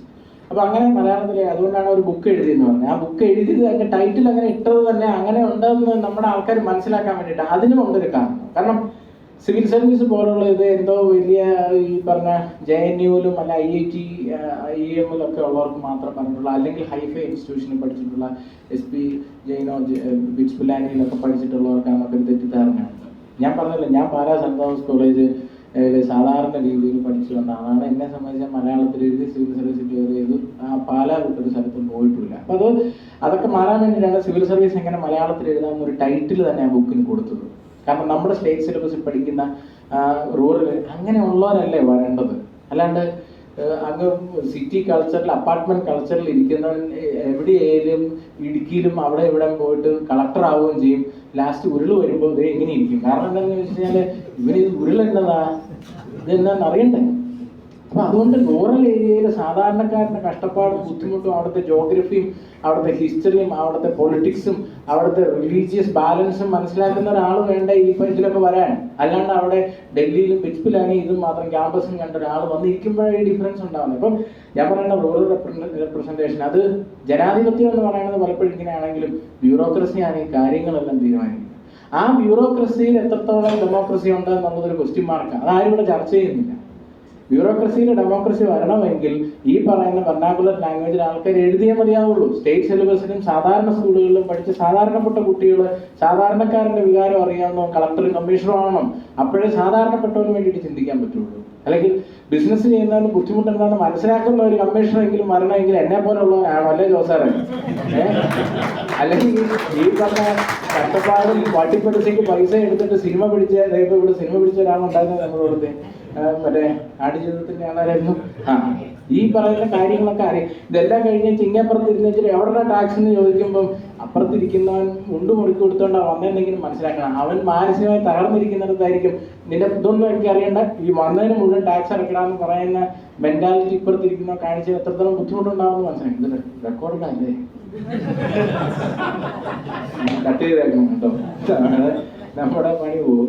ഞാൻ പറഞ്ഞത് ആളും കുഴപ്പമില്ല. അപ്പുറത്തും ഇപ്പുറത്ത് ഇരിക്കുന്ന ഒരു വികാരം ഇത് ഞാൻ പറയുന്നത് ഏതോ ഒരു മേഖലയിലും രണ്ടുപേര് അപ്പുറത്തും ഇപ്പുറത്തും ഇരിക്കുന്നവർ അന്യോന്യം മനസ്സിലാക്കിയ തീരുന്ന പ്രശ്നങ്ങൾ ലോകത്ത് മുഴുവൻ അതെല്ലാം അങ്ങനെയാണ് പറയുന്നത്. മറ്റൊരുവരുടെ ഷൂവിൽ നിന്ന് ചിന്തിക്കുക. എപ്പോഴും എന്തൊരു കാര്യത്തിന്റെ സൊല്യൂഷൻ അതാണ്. അത് പറഞ്ഞു കഴിഞ്ഞാൽ ഒത്തിരി സൈക്കോളജി ഉണ്ട്. അപ്പോൾ ഏറ്റവും ക്ലാസിക് എക്സാമ്പിൾ ഭാര്യയും ഭർത്താവും തമ്മിലുള്ള ഇഷ്യൂ അല്ലേ. അപ്പൊ അതിനകത്ത് ഇപ്പൊ ഉണ്ട് ഈ മൂഡ് സ്വിങ്ങിന്റെ സമയമാണ് എന്ന് പറഞ്ഞിട്ട് അങ്ങനെയുണ്ട് സംഭവം. എന്നാൽ മൂഡ് സ്വിങ് എന്താണെന്ന് മനസ്സിലാക്കാൻ ഭർത്താവിന് കഴിയുന്നോ അത് ചില സമയത്ത് അതുമില്ല. എന്നാൽ ഈ മൂഡ് സ്വിങ് എന്ന് പറഞ്ഞിട്ട് ഫുൾ ടൈം തല കയറി ഇരിക്കുന്നവരുണ്ട്, അത് വേറെ കാര്യം. എങ്കിൽ പോലും രണ്ടുപേരും അന്യോന്യം മനസ്സിലാക്കിയെങ്കിൽ, അല്ലെങ്കിൽ ഒരു എൻ്റെ ഭാര്യ ഒരു മാസമുള്ള ഒരു കുഞ്ഞിനെ പോറ്റുന്നതിന്റെ ബുദ്ധിമുട്ട് എനിക്കറിയാം. രാത്രിയിൽ ഉറക്കമില്ലാണ്ട് അപ്പൊ അവരുടെ ഭാഗത്തുനിന്നുണ്ടായ ചെറിയൊരു കാര്യത്തിന് എനിക്ക് ദേഷ്യം വന്നാൽ പോലും ഞാൻ മിണ്ടുകയാണ്. ചിലപ്പോൾ അവരെന്തെങ്കിലും ചെയ്യാന്ന് പറഞ്ഞാൽ ചെയ്തിട്ടുണ്ടാവില്ല. അല്ലെങ്കിൽ ക്ലാസിക് എക്സാമ്പിൾ ഞങ്ങളെല്ലാം കഴിഞ്ഞ് തിരിച്ചു വന്നിട്ട് വീട്ടിൽ കയറിയപ്പോൾ കറണ്ട് ഇല്ല, കൊച്ചിനെ കൊണ്ട് വന്നിട്ട്. കാരണം ഈ കറണ്ട് ബില്ല് അടയ്ക്കുന്നത് വൈഫായിരുന്നു, കറണ്ട് ബില്ല് അടച്ചില്ല. ആ സമയത്ത് ഞാൻ നീ ബില്ലടക്കാഞ്ഞെന്ന് ചോദിച്ചു കഴിഞ്ഞാൽ IT കിട്ടും ചിലപ്പോൾ. അതുകൊണ്ട് എത്ര പെട്ടെന്ന് KCB വിളിച്ച് എങ്ങനെയാണ് ഇത് പെട്ടെന്ന് അടച്ച് കുത്തുക ആലോചിക്കാന്നുള്ളതുള്ളൂ. അപ്പൊ അതുകൊണ്ട് നമ്മൾ മറ്റൊരാളുടെ ഷൂവിൽ നിന്ന് ചിന്തിച്ചാൽ തീരുന്ന പ്രശ്നങ്ങളേ ഉള്ളൂ. ഈ പറഞ്ഞ ടാക്സ് കളക്ഷനിലാണെങ്കിലും ഡോക്ടറും രോഗിയും അപ്പുറത്തും ഇപ്പുറത്ത് ഇരിക്കുമ്പോഴാണെങ്കിലും നിങ്ങളുടെ ഓരോരുത്തരുടെയും ക്ലയൻസോ ലൈഫിലോ അങ്ങോട്ടും ഇങ്ങോട്ടും ചിന്തിച്ചാൽ തീരുന്ന പ്രശ്നങ്ങളോ ഉണ്ടെന്നാണ് ഞാൻ മനസ്സിലാക്കുന്നത്. ഞാൻ സിവിൽ സർവീസിന്റെ അവസാന കാലഘട്ടത്തിൽ ഇതുകൂടെ പറയാം. എൻ്റെ ഫസ്റ്റ് ഫ്ലൈറ്റ് ജേർണി ആയിരുന്നു എൻ്റെ സിവിൽ സർവീസിന്റെ പോക്ക്. ഈ പാലായിലുള്ളൊരു സുഹൃത്ത്, ഇവൻ നേരത്തെ സെമിനാരിയിലൊക്കെ പോയി, പുള്ളി ഇറ്റലിയിലൊക്കെ പോയി പരിചയപ്പെടുന്നുണ്ട്. പുള്ളി ഹിന്ദി ന്യൂസ് പേപ്പറൊക്കെ വായിച്ചിങ്ങനെ ഇരിക്കുക. അപ്പം എനിക്കാണ് വിൻഡോ സീറ്റാണ് തന്നത്. ആദ്യം കയറിയപ്പോൾ ഒരു രസമൊക്കെ ആയിരുന്നു. ഈ സാധനം കുറച്ചങ്ങ് പോയി ടേക്ക് ഓഫിന് ഈ സാധനം അങ്ങോട്ട് എടുത്തു കഴിഞ്ഞ് ഭയങ്കര വേറെ പരിപാടിയൊക്കെ തുടങ്ങി. ഇതങ്ങ് പൊന്തിക്കഴിഞ്ഞപ്പോഴത്തേക്കും അതുവരെ ഡൽഹി പോയി സിവിൽ സർവീസ് കിട്ടണേ എന്നൊക്കെ പ്രാർത്ഥിച്ചുകൊണ്ടിരുന്ന ഞാൻ എൻ്റെ ദൈവം സിവിൽ സർവീസ് ഒന്നും കിട്ടില്ലെന്ന് വേണ്ടില്ല, ജീവനോടുകൂടി ഈ സാധനം താഴോട്ടിറക്കുന്ന അവസ്ഥയാണ്. ആകെ പാനിക്കായി ഭയങ്കര ഫസ്റ്റ് ഫ്ലൈറ്റ് ട്രെയിനിങ് ആയതുകൊണ്ട് ഭയങ്കര പൊന്തി കഴിഞ്ഞാൽ താഴോട്ടൊക്കെ നോക്കിയപ്പോൾ പേടിയാണ്. അപ്പം ഞാൻ ഈ എണ്ണം പത്രം വായിച്ചുകൊണ്ടിരിക്കുകയാണ്. പുള്ളിയോട് ഞാൻ തിരിഞ്ഞ് വെച്ചിട്ട് ഭയങ്കര ടെൻഷൻ എടുക്കുകയാണ്. പത്രമൊക്കെ മടക്കി വെച്ചിട്ട്, എടാ ഫ്ലൈറ്റ് പൊട്ടിത്തെറിച്ചുള്ള മരണമാണ് ഏറ്റവും അതിലൂടെ ഞാൻ അങ്ങോട്ട് തിരിഞ്ഞില്ല, ഞാൻ ഇങ്ങോട്ട് തിരിഞ്ഞു. ചില ആൾക്കാർ അങ്ങനെയാണ്, ഈ ആശുപത്രിയിലൊക്കെ രോഗിയെ കാണാൻ പോയിട്ട് ഇതുപോലെ ആയിരുന്നു കഴിഞ്ഞ ദിവസം അപ്പയും വീട്ടിൽ കണ്ടു പിറ്റേ ദിവസം ചില ആൾക്കാർ അങ്ങനെയുണ്ട്. ഇപ്പോൾ നമ്മൾ ഒരു വിഷമം അതാണ് ഞാൻ നേരത്തെ പറഞ്ഞ സന്താപം അനുതാപം, അത് മറ്റുള്ളവർ അത് നമ്മളുടെ ഒരു മെന്റാലിറ്റിയാണ്. നമ്മളിപ്പോൾ ചൂരൽമലയിലെ ഉരുൾപൊട്ടൽ രാവിലെ വീട്ടിൽ ദോശയും ചട്നിയും കഴിച്ചുകൊണ്ട് അതിലിരുന്ന് കാണുമ്പോഴത്തേക്കും നമ്മളെ സംബന്ധിച്ചിടത്തോളം നമ്മുടെ വീട്ടിൽ സംഭവിക്കുമ്പോഴേ നമുക്ക് അതിൻ്റെ ഫീൽ വരുള്ളൂ. അല്ലെങ്കിൽ നമ്മളെ സംബന്ധിച്ചിടത്തോളം ഉരുൾപൊട്ടലും മരണവും ദുരന്തവും എല്ലാം ടി വിയിൽ ഫുൾ ടൈം ഇങ്ങനെ ലൈവ് കണ്ടുകൊണ്ടിരിക്കുന്ന ഒരു സിനിമ അനുഭവം പോലെ കണ്ടുകൊണ്ടിരിക്കുന്ന സംഗതികളേ ഉള്ളൂ. നമ്മുടെ ലൈഫിൽ ഇതൊക്കെ നേരിട്ട് അനുഭവിക്കുമ്പോൾ മാത്രം, എന്ന് വെച്ചാൽ അങ്ങനെ അനുഭവിക്കേണ്ട ഗതികേടൊന്നും വരാതിരിക്കട്ടെ എന്ന് ഈശ്വരനോട് പ്രാർത്ഥിക്കാവുന്നതാണ്. അപ്പം ഇനി ഡൽഹിയിലുള്ള പോക്ക് നമ്മുടെ ഫുൾ ഇതൊക്കെ റീഇംബേഴ്സ് ചെയ്ത് തിരിച്ചു വന്നു. വീണ്ടും ഞാൻ പഞ്ചായത്തിൽ പോയിരുന്നു. അങ്ങനെ പഞ്ചായത്തിൽ ഞാൻ കരം എഴുതി കൊടുത്തുകൊണ്ടിരിക്കുന്ന സമയത്താണ് പെട്ടെന്ന് എൻ്റെ ഒരു സുഹൃത്തിൻ്റെ അന്ന് മറ്റേ 1100 നോക്കിയയുടെ ഫോണേ ഉള്ളൂ കയ്യിൽ. അപ്പം അതിലെൻ്റെ സുഹൃത്ത് വിളിച്ചിട്ട്, അറിയാം നിനക്ക് 358ാമത്തെ റാങ്ക് കൊണ്ട് നിൻ്റെ ഇത് ന്യൂസിലൊക്കെ വരുന്നുണ്ടെന്നൊക്കെ പറഞ്ഞാൽ എപ്പോഴാണ് ഞാൻ അറിയുന്നത്. അപ്പം അന്ന് അവിടുന്ന് നേരെ പാലായിൽ മുത്തോലി പഞ്ചായത്തിൽ നിന്ന് തന്നെ നേരെ എന്ന് പറഞ്ഞപ്പോൾ മറ്റേ യോധയില് പിന്നെ ചാരായ ഷാപ്പിന്റെ അടുത്ത് എത്തിയപ്പോഴാണ് എന്നെ നിലത്ത് വെച്ചെന്ന് ചെയ്ത് പറയുമ്പോൾ അശോകേട്ടൻ ചാരായം കുടിക്കുമെന്ന് ചോദിച്ചു. ആ ചാരായ ഷാപ്പിന്റെ അതിലൂടെ നമുക്ക് വീണ്ടും അതല്ല ഉദ്ദേശിച്ച് ഈ പഞ്ചായത്തിൽ നിന്ന് നേരെ എന്നെ പിന്നെ കോട്ടയത്തേക്ക് മറ്റേ പ്രസ് ക്ലബിലേക്ക് അവിടെ ഇവിടെ പിന്നെ പത്രക്കാരായി ചോദ്യമായി പറച്ചിലായി. പിറ്റേ ദിവസമാണ് ഞാൻ നാട്ടിലേക്ക് വരുന്നത്. ഞാൻ ഈ നാട്ടുകാരെ പഠിച്ചിട്ട് 2 വർഷമായിട്ട് പാലായി താമസിക്കുമായിരുന്നു എന്ന് ഞാൻ പറഞ്ഞു. ഞാനൊന്ന് നാട്ടിൽ വന്നപ്പോഴത്തേക്കും അതൊക്കെയാണ് ലൈഫിൽ ഇത്, അതൊക്കെ എക്സ്പീരിയൻസ് ചെയ്ത് പറ്റുള്ളൂ, വാക്കുകൾ കൊണ്ട് പറഞ്ഞാൽ പറ്റില്ല. എന്നെ ചൊറിഞ്ഞ കലിങ്കയിലിരിക്കുന്ന അമ്മമാര് ഫ്രണ്ടിൽ മാലയായിട്ട് നിൽക്കുകയാണ്, ചേട്ടാ മേളം ഭയങ്കര പരിപാടി. ഇല്ല നമ്മളോട് എന്തും ചൊറിഞ്ഞ അമ്മാവൻ അപ്പോഴേ അറിയായിരുന്നു ഇവനത്. അപ്പൊ നമ്മൾ ആ സമയത്ത് ഇത് എന്നിട്ട് ഇതേ അമ്മാവൻ തന്നെ ഡെയിലി നമ്മളോട് ഓരോ കാര്യങ്ങൾ വിളിച്ചു ചോദിക്കും. അന്നേ വരെ നമ്മളെ കണ്ടുകൂടാനിരുന്ന പല റിലേറ്റീവ്സും നമ്മളെ വിളിച്ചു തുടങ്ങുന്നു. അങ്ങനെ ഒരുപാട് കാര്യങ്ങളുണ്ട്. അതൊക്കെ ലൈഫിൽ എക്സ്പീരിയൻസ് തന്നെ ചെയ്ത് തന്നെ നമ്മളെ അതിൻ്റെ ഒരു ടേസ്റ്റ് മനസ്സിലാക്കണമെന്ന് ഞാൻ പറയുള്ളൂ. അതൊരു ലോക തത്വമാണ്. ശരിക്കും നമ്മൾ സക്സസ്ഫുൾ ആകുമ്പോൾ നമ്മുടെ ചുറ്റും ആളുണ്ടാവും. നമുക്ക് ഫെയിലിയർ ഉണ്ടാകുമ്പോൾ വളരെ കുറച്ച് ആൾക്കാരെ ഉണ്ടാവുള്ളൂ നമ്മുടെ ചുറ്റും. ആരെയും കുറ്റം പറഞ്ഞിട്ട് കാര്യമില്ല. അതിപ്പോൾ നമ്മൾ തോക്കുമ്പോൾ ആരുമില്ല കൂടെ, കവി അയ്യപ്പൻ്റെ വാക്കുകൾ ഒക്കെ, ഇതൊക്കെ എല്ലാം സഹജമാണ്. നമ്മളുണ്ടാവുമോ തോക്കുന്നവരുടെ കൂടെ എപ്പോഴും? നമുക്കിഷ്ടമാണോ തോക്കുന്നവരുടെ കൂടെ പോയിരിക്കാൻ? ഇതൊക്കെ വെറുതെ തത്വവും ഇതൊക്കെ പറയാമെന്നുള്ളതല്ലാണ്ട്, അല്ലെങ്കിൽ മറ്റേ കഞ്ചാവും പുകയൊക്കെ എടുത്തിട്ടിരിക്കുന്നവരിങ്ങനെ പറയുന്നുള്ളതല്ലാണ്ട് അതിനെ എനിക്ക് തോന്നുന്നില്ല. എപ്പോഴും അങ്ങനെ തന്നെയാണ് സക്സസ്ഫുൾ ആയിട്ടുള്ള ആൾക്കാരോടൊപ്പം. മാത്രമല്ല ഹിസ്റ്ററി എന്ന് പറയുന്നത് എപ്പോഴും ഫെയിലിയർ ആയവർക്ക് ഹിസ്റ്ററിയിൽ സ്ഥലമുണ്ട്. വളരെ റെയറായിട്ട് അതുപോലുള്ള ആളുടെ അടുത്ത് ഫെയിൽ ആയവരുടെ മാത്രം പേരെ ഒരുപക്ഷെ ചരിത്രത്തിലുണ്ടായിട്ടുണ്ടാവും. അല്ലാണ്ട് പിന്നെ ഫെയിലിയർ ആയതിൻ്റെ ചരിത്രം കേൾക്കാൻ ആർക്കും താല്പര്യമില്ല. അതുകൊണ്ടാണ് ഞാൻ പറഞ്ഞത് സക്സസിൻ്റെ പ്ലാറ്റ്ഫോമിൽ നിന്ന് പല ഫെയിലിയറും നമുക്ക് ഗ്ലോറിഫൈ ചെയ്യാം. പക്ഷെ സക്സസിൻ്റെ ഒരു പ്ലാറ്റ്ഫോമിൽ നമ്മൾ കയറി നിൽക്കണം. എന്നിട്ട് നമുക്ക് പഴയ പല ഫെയിലിയറും നമുക്ക് മധുരത്തോടുകൂടി ഓർക്കാൻ പറ്റും. അപ്പം അത് ലൈഫിൽ എപ്പോഴും വലിയൊരു കാര്യമാണ്. പിന്നെ സിവിൽ സർവീസും പിന്നെ ഇത്രയും കാലത്ത് എൻ്റെ ജീവിതവും അങ്ങ് പൂഞ്ഞാർ ഓണങ്കേറ മൂലയിൽ പെരിക്കുളം എന്ന് പറയുന്ന സ്ഥലത്ത് കിടക്കുന്ന എന്നെ അങ്ങ് തൃശ്ശൂരിരിക്കുന്ന എലൈറ്റ് മുതലാളി മകൾക്ക് കല്യാണം ആലോചിച്ചില്ലേ ഒന്നും അല്ലെങ്കിൽ. ഏതായാലും അതും എൻ്റെ സിവിൽ സർവീസ് ഇതുകൊണ്ടാണ്. ഞാനത് യങ്സ്റ്റേഴ്സിന് ഒരു മോട്ടിവേഷനായിട്ട് പറയാണ്. ലൈഫ് എന്ന് പറയുന്നത് ഇതുമാണ്. അല്ലെങ്കിൽ എങ്ങനെയാലും ഒന്നാമത് തൃശ്ശൂരുകാർ തെക്കോട്ട് എടുക്കൂല ആണുങ്ങളെ. തെക്കനെ മൂർഖനെ കണ്ട ആദ്യം തെക്കനെ ടച്ച് കൊല്ലണം. അപ്പൊ എൻ്റെ അമ്മായിന്ന് പറഞ്ഞു, മോൻ തെക്കല്ല മോൻ കിഴക്കാണ്. അപ്പോ ഈ പറയുന്ന പോലെ എന്താ പറയുക, എല്ലാ നാട്ടിലും നല്ലവരുണ്ട് ചീത്തയുണ്ട്. ഒരു നാടിനും ചാർത്തിക്കൊടുക്ക. ഇപ്പൊ കൊല്ലംകാര് കൊല്ലം എന്ന് പറയൂല, ആ അവസ്ഥ ആക്കിയിട്ടുണ്ട്. ബിരിയാണിക്ക് സവോള ഇല്ലാണ്ട് ഇടി, പപ്പടം കിട്ടിയില്ലെങ്കിൽ ഇടി എന്നൊക്കെ പറഞ്ഞു. ഇതൊക്കെ എല്ലാ നാട്ടിലും ഉണ്ട്. ഇതൊക്കെ പിന്നെ ഒരു ട്രെൻഡ് ആയി കഴിഞ്ഞാൽ പിന്നെ അതിനെയൊക്കെ പറഞ്ഞുകൊണ്ടിരിക്കുന്നുള്ളൂ. അത് വലിയ കാര്യമൊന്നും പറയുന്നത്. അപ്പൊ എനിവേ ഇന്നും എന്നെ സംബന്ധിച്ചിടത്തോളം ഈ എത്ര അല്ല, തൃശ്ശൂർ എൻ്റെ കരിയർ സ്റ്റാർട്ട് ചെയ്ത് വൺ തിങ്, തൃശ്ശൂർ ഒരുപാട് ഇഷ്ടമുള്ള സ്ഥലമാണ്. കാരണം എൻ്റെ മൂത്ത മോൻ്റെ പേര് കാശിനാഥ് എന്നാണ്, രണ്ടാമത്തെ ആളുടെ പേര് ജഗന്നാഥ് എന്നാണ്, മൂന്നാമത്തെ ആളുടെ പേര് കഴിഞ്ഞ മാസം ഇട്ടുള്ളൂ ശബരിനാഥ് എന്നാണ്. അപ്പം ഇതൊക്കെ എൻ്റെ അച്ഛനും അമ്മയും എത്തീസ്റ്റുകളായിരുന്നു കേട്ടോ. അവര് ഞാനുണ്ടാവുന്ന സമയത്ത് ഇതൊന്നും ഒരു ജാതിയോ മതമോ ഇതൊന്നും പറയാനില്ല. വിശ്വാസം ഇല്ലാത്ത ഒരു സാഹചര്യത്തിൽ നിന്ന്, വിശ്വാസം ഏതും ആയിക്കോട്ടെ, അത് ഹിന്ദുവോ ക്രിസ്ത്യനോ മുസ്ലിമോ എന്തോ ആയിക്കോട്ടെ, പക്ഷെ ഒരു സ്പിരിറ്റ് ഉണ്ട് എന്ന് വിശ്വസിക്കുന്നത് എപ്പോഴും നല്ലതാണ്.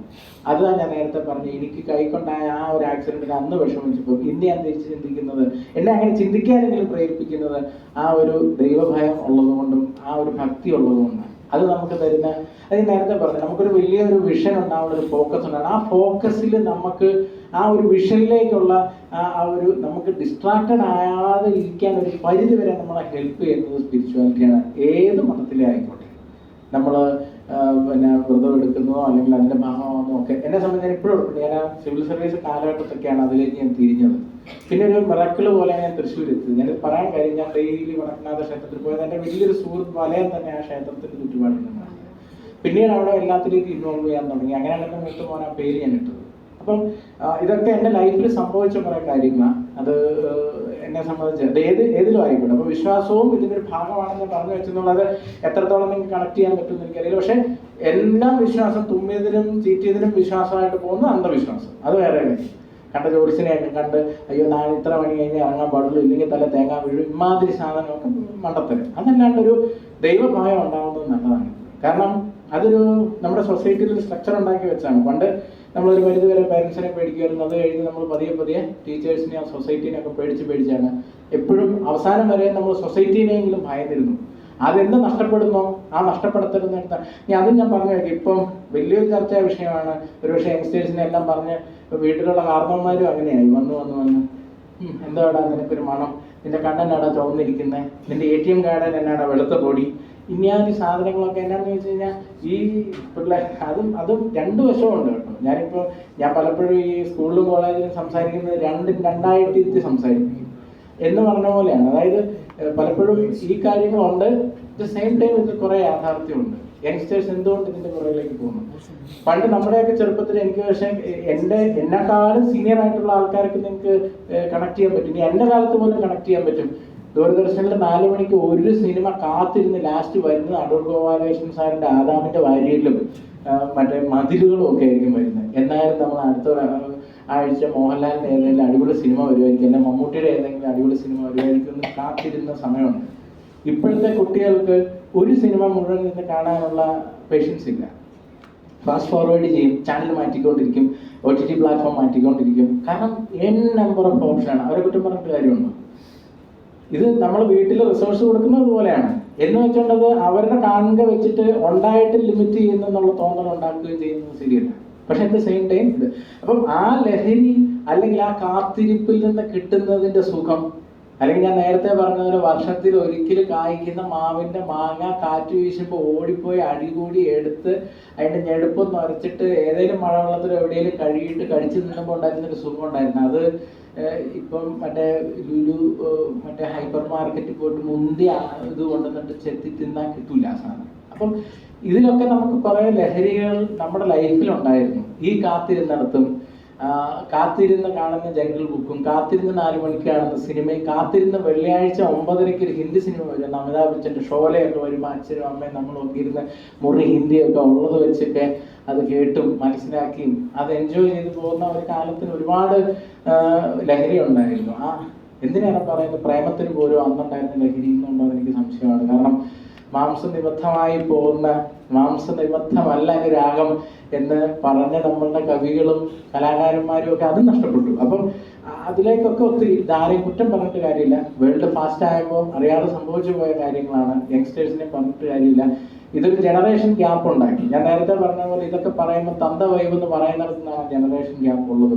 അല്ലെങ്കിൽ ക്രിഞ്ചാണെന്ന് പറയും, തന്ത വൈബാണെന്ന് പറയും. ഇതൊക്കെ ഇന്ന് വരുന്ന ഒരു ഇതാണ്. അല്ലെങ്കിൽ നമ്മൾ മറ്റേ തുടരുന്ന സിനിമയ്ക്കകത്ത് ആ കാറിനെ പറയുന്നത് മലം കളട്ടെന്നാണ് പറയുന്നത്, മകൻ പറയുന്നത്. അപ്പോൾ ഇത് അതിനോട് ആ അച്ഛനുണ്ടായിരുന്ന അറ്റാച്ച്മെന്റും അദ്ദേഹത്തിന്റെ മാസ്റ്റർ കൊടുത്ത വണ്ടി എന്നുള്ള ആ ഒരു ഇതും അതൊക്കെ അദ്ദേഹത്തിന് ആ വണ്ടിയായിരുന്നു ഏറ്റവും വലിയൊരു അനുഭവം. അപ്പം അതൊന്നും ചിലപ്പോൾ വേറൊരു ജനറേഷന് പറഞ്ഞാൽ മനസ്സിലാകുന്നു. പക്ഷേ എങ്കിൽ പോലും ഏറെക്കുറെ പറഞ്ഞ കാര്യങ്ങളിൽ എവിടെയെങ്കിലും ഒക്കെ കണക്റ്റഡ് ആവും. എല്ലാവരുടെയും അവസാനത്തെ ഫീലിംഗ് എല്ലാം സെയിം ആണ്, അത് ഏത് ജനറേഷനാണെങ്കിലും. പക്ഷേ ഈ പറയുന്ന ലഹരികൾ നമ്മുടെ ലൈഫിൽ സ്വതസിദ്ധമായി ഉണ്ടെങ്കിൽ കെമിക്കൽ തേടി പോകേണ്ട ആവശ്യം വരില്ല. അതില്ലാതെ വരുമ്പോഴാണ് അതങ്ങനെ. അതുണ്ടാവണമെങ്കിൽ കുറച്ചൊക്കെ നമ്മൾ ബുദ്ധിമുട്ട് അറിഞ്ഞിട്ട് കിട്ടണം. അപ്പം നമുക്കതിനൊരു, ഞാനിപ്പോൾ നേരത്തെ പറഞ്ഞ എൻ്റെ നാട്ടിൽ പോയി ഞാൻ പണ്ട് പന്ത് കളിച്ച് നടന്നിരുന്ന സ്ഥലത്തൊക്കെ നമ്മൾ ഇന്ന് വീണ്ടും പോയി ഇരിക്കുമ്പോൾ ഞാൻ എൻ്റെ കൂട്ടുകാർക്കും കൂടെ ഉള്ള കാര്യങ്ങളോട് ചേർത്ത് വെച്ച് അവിടെ ചെല്ലുമ്പോൾ അതെന്താണെങ്കിലും അപ്പോൾ ഒരുമിച്ചിരിക്കുന്ന ആ സമയങ്ങളിലൊക്കെ നമുക്ക് ഇപ്പം അതിന് വേറൊരു എക്സാമ്പിൾ പറയാം. പലപ്പോഴും സക്സസിൻ്റെ ഇമ്പോർട്ടൻസ് മനസ്സിലാക്കുന്നത് എപ്പോഴാണെന്ന് ചോദിച്ചാൽ പഠിച്ചുകൊണ്ടിരിക്കുന്ന കാലത്തിന് ശേഷം ഒരു 20 വർഷങ്ങൾക്കപ്പുറം ഒരു ഫാമിലി ഗെറ്റുഗദർ വയ്ക്കുമ്പോൾ ചിലരെങ്കിലും അതിൽ പോകാൻ മടിക്കും. ആ പോകാൻ മടിക്കുന്നത് എന്തുകൊണ്ടാണ്? അവനവൻ്റെ ലൈഫിനെ കുറിച്ചുള്ള റിഗ്രറ്റ് കൊണ്ടാണ്. പക്ഷെ ആ റിഗ്രറ്റ് പക്ഷെ ഞാൻ നേരത്തെ പറഞ്ഞ പോലെ മക്കളിൽ പറഞ്ഞു കൊടുത്തിട്ട് കാര്യമില്ല. അപ്പോൾ അവനവൻ്റെ ലൈഫിൽ ഉള്ള സമയത്ത് കുറേയധികം ചേഞ്ചസ്. അതിനി ഏത് സ്റ്റെപ്പിൽ നിൽക്കുകയാണെങ്കിൽ, ഇനി അത് യങ്സ്റ്റേഴ്സിൻ്റെ കാര്യം അങ്ങനെ പറഞ്ഞുള്ളൂ, ഇനി ബിസിനസ് മറ്റുള്ള കാര്യങ്ങളിൽ എവിടെയെങ്കിലും ഒരു സ്ലിപ്പ് ഉണ്ടായെങ്കിലും ഞാൻ നേരത്തെ പറഞ്ഞ പോലെ മനസ്സിനെ പിടിച്ചു നിർത്താൻ സ്പിരിച്വാലിറ്റിയോ എന്തെങ്കിലും ഒന്ന് നിർത്തിയിട്ട് വീണ്ടും വീണ്ടും പേഴ്സ്യൂ ചെയ്തുകൊണ്ടിരുന്നു കഴിഞ്ഞാൽ സക്സസ് ഉണ്ടാവാത്ത ഒരു സാഹചര്യവും ഇന്ന് ഈ ലോകത്ത് ഇന്നേ വരെ ഒരു ചരിത്രവും നമുക്ക് പറഞ്ഞു തന്നിട്ടില്ല. അപ്പോൾ അതുകൊണ്ട് സസ്റ്റൈനബിൾ സക്സസ് ഞാൻ ഇടയ്ക്ക് വെച്ചതാണ് പറഞ്ഞത്. അങ്ങനെയുള്ള സക്സസ് സസ്റ്റൈനബിൾ ആവുകയുള്ളൂ എന്നാണ്. കാരണം അതിൻ്റെ വില അറിയണം, വാല്യൂ ഉണ്ടാകും. പലപ്പോഴും യങ് ജനറേഷൻ ഈ പറഞ്ഞ മാതിരി ഇല്ലാതെ പോകുന്ന ചില സ്ഥലത്തെങ്കിലും അതാണ്. ഇപ്പം ഫുഡിനോ അല്ലെങ്കിൽ ടൈമിനോ അല്ലെങ്കിൽ കിട്ടുന്ന റിസോഴ്സിനോ ഇതിനൊന്നും വാല്യൂ, അത് എല്ലാവരും ഈക്വലി റെസ്പോൺസിബിൾ ആണ്. പിന്നെ എപ്പോഴും പറയുന്നത് യങ്സ്റ്റേഴ്സ് എല്ലാം മൊബൈലിലാണ്, ഫുൾ ടൈം ആപ്പിലാണ്, അത് ഇത് ഈക്വലി ദുരന്തമാണ് അമ്മാവന്മാരുടെയും അമ്മായിമാരുടെയും ഇത് കിട്ടിയപ്പോഴും. ഈ പറയുന്ന ഷെയർ ചെയ്യാൻ പാടില്ല, ഈ സന്ദേശം 50 പേർക്ക് അയച്ചു കൊടുത്തു കഴിഞ്ഞാൽ നിങ്ങൾക്ക് ഇങ്ങനെ കിട്ടും, അതെന്നാണെന്ന് അറിയത്തില്ല, അത് വെച്ചങ്ങ് കാച്ചും. പിന്നെ മറ്റേ സാധനം, ഇന്ന് രാത്രി നാസ പറഞ്ഞിട്ടുണ്ട് മോളിൽ നിന്ന് കിരണം വരും, അപ്പോൾ അതുകൊണ്ട് ഫോണൊക്കെ തലക്കടിയിൽ നിന്ന് മാറ്റി വെക്കണം, ഇങ്ങനത്തെ സാധനങ്ങൾ. ഇതൊക്കെ എന്താണ് വേണ്ടത്ര. അപ്പം ഞാൻ പറയുന്നത് അന്യോന്യം കുറ്റപ്പെടുത്തലുകളല്ലാതെ ജനറേഷൻ അങ്ങോട്ടും ഇങ്ങോട്ടും മിങ്കിൾ ചെയ്ത് പോയെങ്കിൽ ഒരുപക്ഷെ അങ്ങോട്ടും എഡ്യൂക്കേറ്റ് ചെയ്യാൻ ന്യൂ ജനറേഷന് പറ്റും. എസ്പെഷ്യലി ടെക്നോളജിക്കൽ ആയിട്ടുള്ള ഒരുപാട് അഡ്വാൻസ്മെന്റ് നടന്നിട്ടുള്ള കാലഘട്ടത്തിൽ അങ്ങോട്ടും ഇങ്ങോട്ടും അത് മനസ്സിലാക്കി കൊടുത്തിട്ടുണ്ട്. സെയിം ടൈം ഓൾഡ് ജനറേഷൻ, പണ്ടുള്ള ഗ്രാൻഡ് പേരൻസ് ഒക്കെ ഇരുന്ന് നമ്മുടെ കൊച്ചുമക്കൾക്കൊക്കെ കഥ പറഞ്ഞു കൊടുത്തിരുന്ന കാലം ഉണ്ടായിരുന്നു. അപ്പോൾ അതിൽ നിന്നൊക്കെ പോയി ഗ്രാൻഡ് പേരൻസും ബിസിയാണ്, അവർക്ക് സമയമില്ല, കൊച്ചുമക്കളെ നോക്കാനും അതിനൊന്നും സമയമില്ല, എല്ലാവരും ബിസിയാണ്. അപ്പോൾ അതുകൊണ്ട് നഷ്ടപ്പെടുത്തിയത് എവിടെയാണ് എന്ന് കുറച്ചൊക്കെ ഒന്ന് തിരിച്ചറിഞ്ഞായിരുന്നെങ്കിൽ കുറച്ചൊക്കെ ഒരു പക്ഷേ തിരിച്ചു വരാൻ പറ്റില്ല. അപ്പോൾ ഞാൻ പറഞ്ഞു അങ്ങ് ഒരുപാട് അങ്ങെത്തി. ആഷസിൽ നിന്ന് ഞാൻ റൈസ് ചെയ്തോ സാറേ? Still in Ashes. അപ്പോൾ റൈസ് ഇനി നമുക്ക് നോക്കാം എവിടെയെങ്കിലും ആയിരുന്നു. ഇനി ഞാൻ സിവിൽ സർവീസിൽ നിന്ന് ഞാൻ ഇപ്പോൾ ഉള്ള പശ്ചാത്തലം കൂടെ പറഞ്ഞു വെച്ചു എന്ന് മാത്രം. യങ് ജനറേഷനും ഇപ്പോഴത്തെ ജനറേഷനും പഴയ ജനറേഷനും, അതായത് ഇപ്പോഴത്തെ പിള്ളേരുടെ ഇതിൽ എന്താണ്, ഇപ്പോഴത്തെ എന്താണ് Jency, Jency 90s kids, 2K kids, പിന്നെ 70-80 വസന്തം, പിന്നെ മറ്റേ അങ്ങനെ പല ക്ലാസിഫിക്കേഷനാണ്. പക്ഷെ ഇതെല്ലാത്തിലും ഉണ്ട് നല്ലതും ചീത്തയും. അപ്പോൾ അതിനെല്ലാം അന്യോന്യം എടുക്കുക, നല്ല രീതിയിൽ മുന്നോട്ട് പോകാൻ കഴിയട്ടെ. KMAയുടെ ഇനിഷ്യേറ്റീവുകൾ അവിടെയാണ് ഇമ്പോർട്ടൻ്റ്. അതുകൊണ്ട് ഞാൻ നേരത്തെ പറഞ്ഞു, ഈ പ്ലാറ്റ്ഫോമിൽ ഇത്രയും സീനിയർ ആയിട്ടുള്ള ആൾക്കാരും യങ്സ്റ്റേഴ്സ് ഒരുപോലെ വന്നിരിക്കുന്നു എന്നുള്ളതും അന്യോന്യം സഹകരിക്കുന്നു എന്നുള്ളതും ചെറിയൊരു കാര്യമില്ല. ഇവര് പലരും വളരെ സക്സസ്ഫുൾ ആയിട്ടുള്ള ആൾക്കാരായിരിക്കും. എനിക്ക് ഇതിൽ പലരെ അറിയാത്തവരുമുണ്ട്. അപ്പോൾ അവർ പല വലിയ സ്ഥാനമാനങ്ങളിൽ ഇരിക്കുന്നവരും വർഷങ്ങളുടെ എക്സ്പീരിയൻസ് ഉള്ളവരും ജീവിതത്തിൽ ഒരുപാട് പരിചയങ്ങളുള്ള ആൾക്കാരുമാണ്. അതുപോലെ ഒരു കാര്യമാണ് കോണ്ടാക്ട്സ് എന്നൊക്കെ പറയുന്നത് വളരെ ഇമ്പോർട്ടൻ്റ് ആയിട്ടുള്ള കാര്യം. ഞാൻ നേരത്തെ പറഞ്ഞ കാര്യമാണ്, ഈ ചെറിയ ഹോസ്പിറ്റൽ റെഫറൻസ് എന്നൊക്കെ പറഞ്ഞാൽ കോണ്ടാക്ട്സ് ഇസ് വെരി ഇമ്പോർട്ടൻ്റ്. അപ്പോൾ അത് ചില്ലറ കാര്യമല്ല. നമ്മൾ ഈ പറഞ്ഞാൽ നമ്മൾ കുറച്ച് അപ്രോച്ചബിൾ ആവുക എന്നും അറ്റ് ദ സെയിം ടൈം നമ്മൾ ഈഗോ വിട്ടിട്ട് മറ്റുള്ളവരുമായിട്ട് മിങ്കിൾ ചെയ്ത് പോകുന്നത് നല്ലതാണ്. അത് യങ്സ്റ്റേഴ്സിനൊക്കെ ഒരു റോൾ മോഡലാണ്. പിന്നെ ഞാൻ നേരത്തെ പറഞ്ഞ പേഴ്സണാലിറ്റി ഇവോൾവ്മെന്റിന്റെ വലിയൊരു കാര്യമാണ് ഇവിടെ ഇങ്ങനെ ഇനിഷ്യേറ്റീവ്. അത് അവിടെയൊക്കെ ഈ പറഞ്ഞ എന്താണ് ഡിസാസ്റ്റർ മാനേജ്മെന്റ് എന്ന് പറയുന്നത് പ്രളയം വരുമ്പം കളക്ടറും കമ്മീഷണറും കൂടെ നടത്തുന്നത് മാത്രമൊന്നും അല്ല ഡിസാസ്റ്റർ മാനേജ്മെന്റ്. വീട്ടിൽ പെട്ടെന്ന് എന്തോ ഷോർട്ടായി കറണ്ട് പോയി, ആ സമയത്ത് അതിനെ പരിഹരിക്കാൻ നോക്കുക എന്ന് പറയുന്നത് ഡിസാസ്റ്റർ മാനേജ്മെന്റ്. അതുപോലെ എല്ലാം വീട്ടിൽ നിന്നാണ് സ്റ്റാർട്ട് ചെയ്യുക. അപ്പോൾ അതൊക്കെ ഈ പറയുന്ന സ്ഥലത്ത് നിങ്ങളിങ്ങനെ ഒരുമിച്ചിരിക്കുമ്പോൾ ഒത്തിരി കാര്യങ്ങൾ അങ്ങനെ ബ്രിഡ്ജ് ചെയ്യാനായിട്ട് പറ്റും. അത് വലിയ അഭിനന്ദനം അർഹിക്കുന്നു. അതുപോലെ എല്ലാ ഭാവങ്ങളും ഇത് ടെന്യൂർ അവസാനിക്കുക എങ്ങനെയാണ്, ഇലക്ഷനാണ്, ഈ പുതിയ ആൾക്കാർ ഇലക്ഷനിലേക്ക് വരുന്നുണ്ടാവും. അപ്പോൾ അവർക്കും പുതിയ ആൾക്കാരും വലിയ ഭാവങ്ങൾ. വൺസ് അഗെയിൻ വലിയൊരു ഓണറാണ്, വലിയ നന്ദിയുണ്ട് എന്നെ ഇവിടെ വിളിച്ചതിനും നിങ്ങളോട് സംസാരിക്കാൻ പറഞ്ഞില്ല. പൂഞ്ഞാറുകാരാകുമ്പോൾ റബ്ബർ പോലെ. ഇനി നിങ്ങൾ അനുവദിച്ചാൽ ഇനി ഞാനെങ്ങനെ മുഖത്ത് അങ്ങനെ നോക്കുന്നില്ല, മറ്റേ കുറച്ച് അപ്പോൾ മതി നിർത്തിക്കോ എന്നാണ് സൈൻ എന്ന് തോന്നുന്നത്. അല്ലെങ്കിൽ നിങ്ങൾ എന്നെ ഇവിടെ നിർത്തിയാൽ ഇനിയും ഇങ്ങനെ പൊയ്ക്കൊണ്ടിരിക്കും. കഥകളുടെ ഒരു കഥ എന്ന് പറയുന്നത് ഒരു വലിയ ഒരു ഇതാണ്. നമ്മൾ സിനിമയിൽ ഇതെല്ലാം കാണുന്ന ക്യൂരിയോസിറ്റി എന്ന് പറഞ്ഞാൽ മാതിരി കഥകൾ ഇഷ്ടംപോലെ ഉണ്ട്. നമുക്ക് ഇൻഡിവിജ്വലായി എപ്പോഴെങ്കിലും ഒക്കെ സംസാരിക്കാം. ഒന്നെങ്കിൽ പൂഞ്ഞാറിലോ അല്ലെങ്കിൽ ഗോവയിലോ ഒക്കെ നിങ്ങൾക്ക് സ്വാഗതം, നിങ്ങളുടെ ഒഴിവ് സമയങ്ങൾ ആസ്വദിക്കാൻ വേണ്ടിയിട്ട്. അപ്പോൾ once again thank you KMA and thank you this young. ഞാൻ പിന്നൊരു കാര്യങ്ങൾ, ഞാനിതിൽ സിവിൽ സർവീസിൽ ഇരുന്നുകൊണ്ട് ആ ഒരു ലെവലിൽ അല്ലാതെ തന്നെ ഓൾവേസ് അപ്രോച്ചബിൾ. എന്തെങ്കിലും എന്നെ കൊണ്ട് കഴിയുന്നുണ്ടെങ്കിൽ അത് തിരിച്ചും ഞാൻ അങ്ങോട്ട് എന്തെങ്കിലും ഉണ്ടെങ്കിൽ നിങ്ങളെയും ഞാൻ ബന്ധപ്പെട്ടുകൊണ്ടേ. അതെനിക്ക് അവസാനം പറയാനുള്ളൂ. മനസ്സിലാക്കി. Thank you. Thank you so much, sir. We now open the floor for a brief Q&A session.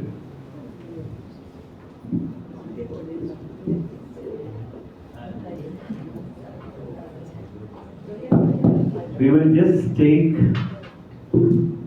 2 questions because we've already run short of time. So if there is anything that you... Yes, sir.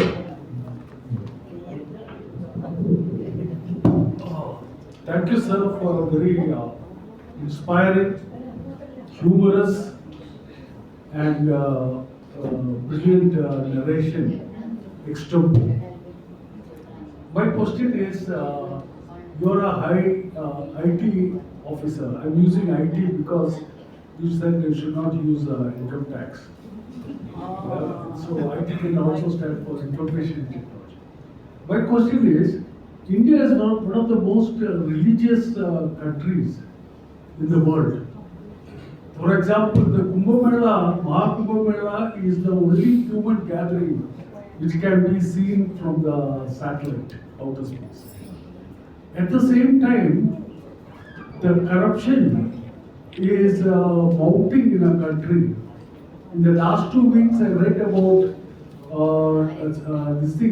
ED officer and a CBI officer being arrested for corruption.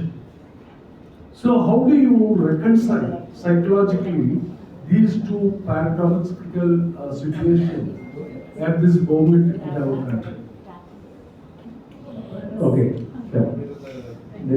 You mean one side there is religious things are there, that is going up on one side, on the other side corruption and kind of negative thought process are also. So I think always in our mythology or in our Puranas, always there is positive energies and negative energies. So I think always we believe in all our Puranas or mythology or in our Indian culture, we believe in always the positive energy or positive thoughts, the ultimate success will be of theirs. So here also I think, like I said, we can't say Kollam people are bad and Thrissur people are good. Everywhere people are positive or negative, everywhere it is there. So spirituality got nothing to do with that, I feel so. Because spirituality is actually, if we are really spiritual, we are not bound to do all these things. Because ultimately when we are selfish, corruption is a selfish practice. When my advantageous position or in any circumstance, whether it is position wise or power wise or in masculine wise, if we are taking advantage of someone or exploiting someone, that is corruption. That is paisa കൊണ്ട് മാത്രമായിട്ടുള്ളതൊന്നുമില്ല, ഏത് രീതിയിലാണ്. Even we can say that on one side, even rape cases are also going very high. So these kind of issues always in our society, it is there. It is not in India, it is everywhere. So corruption and that kind of issues are Now you can see even countries like USA, so-called developed countries like USA and Russia, they also have similar issues. So there are so-called many people are atheists in those countries. You know that spirituality compared to India, that doesn't have that kind of a move like spirituality and all. But I think on one side, at least this spirituality and spiritual move or spiritual thoughts can, to a great extent, it can control this kind of negative thoughts and negative feelings. If we are God fearing, we at least we never think of exploiting someone at least. So corruption, like you said, it is an exploitation, extortion. അങ്ങനത്തെ കാര്യങ്ങൾ നമ്മൾ ഇന്ത്യയിൽ ആവുന്നുണ്ടായെങ്കിൽ അതിന്റെ കാരണം we are thinking selfish. നമ്മൾ മറ്റുള്ളവരെ consider ചെയ്യുന്നില്ല. അതുകൊണ്ടാണ് ഞാൻ പറഞ്ഞത് കമ്പാഷൻ എന്ന് പറയുന്നതാണ് മെയിൻ ക്വാളിറ്റി എന്ന് പറയുന്നത്. അത് എല്ലാ സ്പിരിച്വാലിറ്റിയും എല്ലാ റിലീജിയനും നമ്മളെ പഠിപ്പിക്കുന്നതാണ്. മറ്റുള്ളവർക്ക് വേണ്ടിയിട്ട് ചിന്തിക്കുക, അവനവൻ ചെയ്യുന്നത് മറ്റുള്ളവർക്ക് ഉപകാരത്തിന് വരിക, മറ്റുള്ളവരെ ദ്രോഹിക്കാതിരിക്കുക, അന്യന്റെ മുതൽ ആഗ്രഹിക്കാതിരിക്കുക. ഇതൊക്കെ എല്ലാവരിലും ഉണ്ട്. പക്ഷെ എനിക്ക് തോന്നുന്നു കറപ്ഷൻ എനിക്ക് തോന്നുന്നു ഇത് വളരെ കാലമായി വരുന്ന കാര്യമാണ്. പക്ഷെ കമ്പാരിറ്റീവ്ലി ഐ തിങ്ക് ഇപ്പൊ കുറെയൊക്കെ മാറിയില്ലേ എന്ത് തോന്നുന്നു സാറിന്? എനിക്ക് തോന്നുന്നത് our index is 96th rank in the world for corruption. Sir, you know, lies, damn lies and statistics. That is actually statistics and data and given figures, we never rely on that. Because 96 or India's happiness index is India is at this position, but me and you are happy. So why can we say that? Okay, how can we say that? Okay, Indian people are not happy. So how happiness index is counted? I don't know. So you are happy, I am not happy. Sir, happiness is a state of mind. So like I am supposed to inspire young mind. You are very young for mind. So I know that. Okay, it's corruption also anyway. അത് പക്ഷെ ഒരു കാര്യമുണ്ട്, ultimate ആയിട്ട് അങ്ങനെ ഒരാൾക്ക് ലൈഫിൽ happy ആവാൻ പറ്റില്ല. അതുകൊണ്ടാണ് സസ്റ്റൈനബിൾ സക്സസ് എന്ന് പറയുന്നത്. സസ്റ്റൈനബിൾ സക്സസ് ഈ നേരത്തെ ഉദാഹരിച്ച ആൾക്കാർ ആരെങ്കിലും സക്സസ്ഫുൾ ആണോ? അവരുടെ എല്ലാ സക്സസ് അതോടുകൂടി പോയില്ലേ? അപ്പൊ അതുകൊണ്ട് സസ്റ്റൈനബിൾ സക്സസ് എന്ന് പറയുന്ന ഒരു കൺസെപ്റ്റ് ഞാൻ അതുകൊണ്ടാണ്. സ്പിരിച്വാലിറ്റി ഒക്കെ ഒരു പരിധി വരെ. പിന്നെ ഒരു കാര്യമുണ്ട് സാർ, ലൈഫിൽ തെറ്റ് പറ്റാത്ത ആരാ ഉള്ളത്? തെറ്റ് ഏതെങ്കിലും സാഹചര്യത്തിൽ ഉണ്ടായാൽ അങ്ങനെ നമ്മളെ സൂക്ഷിക്കുകയല്ല. We should give them a chance to correct. അല്ലെങ്കിൽ അങ്ങനെ ഒരു ഇതെങ്കിലും കൊടുക്കണം. സ്പിരിച്വാലിറ്റി ഒക്കെ ഒരു ഗ്രേറ്റ് എക്സ്റ്റെന്റ്. അതുകൊണ്ടാണ് ഇപ്പം രാമായണം എഴുതിയ വാൽമീകി തന്നെ കള്ളനായിരുന്നു. അത് കഴിഞ്ഞിട്ടാണ് പിന്നെ അദ്ദേഹം ഈ ഒരു അവസ്ഥയിലേക്ക് എത്തിയെന്നാണ് നമ്മുടെ മെത്തോളജി നമ്മളെ പഠിപ്പിച്ചിട്ടുള്ളത്. അപ്പൊ അതുകൊണ്ട് എല്ലാവർക്കും ഒരു ചാൻസ് കൊടുക്കുക. പക്ഷെ ഒരു പഠിക്കാത്ത ഒത്തിരി ആൾക്കാരുണ്ട്, അൾട്ടിമേറ്റ്ലി അവര് ലൈഫിൽ സഫർ ചെയ്യുന്നുണ്ട്. I think that will be the last question. Actually, this is not a question, this is a comment and a request to KMA. ഞങ്ങൾ പല ടോക്സിനും വരാറുണ്ട്. പക്ഷെ ഇത്രയും ഒരു വളരെ ചുരുക്കമായിട്ടാണ് ഇങ്ങനെ ഒരു ഹ്യൂമർ വെച്ചിട്ട് ഒരു ഇൻസ്പിറേഷണൽ ടോക്ക് വരുന്നത്. ആക്ച്വലി എനിക്ക് തോന്നിയത് അദ്ദേഹത്തിൻ്റെ ഒരു ഇൻസ്പിറേഷണൽ ടോക്ക് എന്ന് പറയാന്നുണ്ടെങ്കിൽ actually he himself was doing an open heart surgery on your self.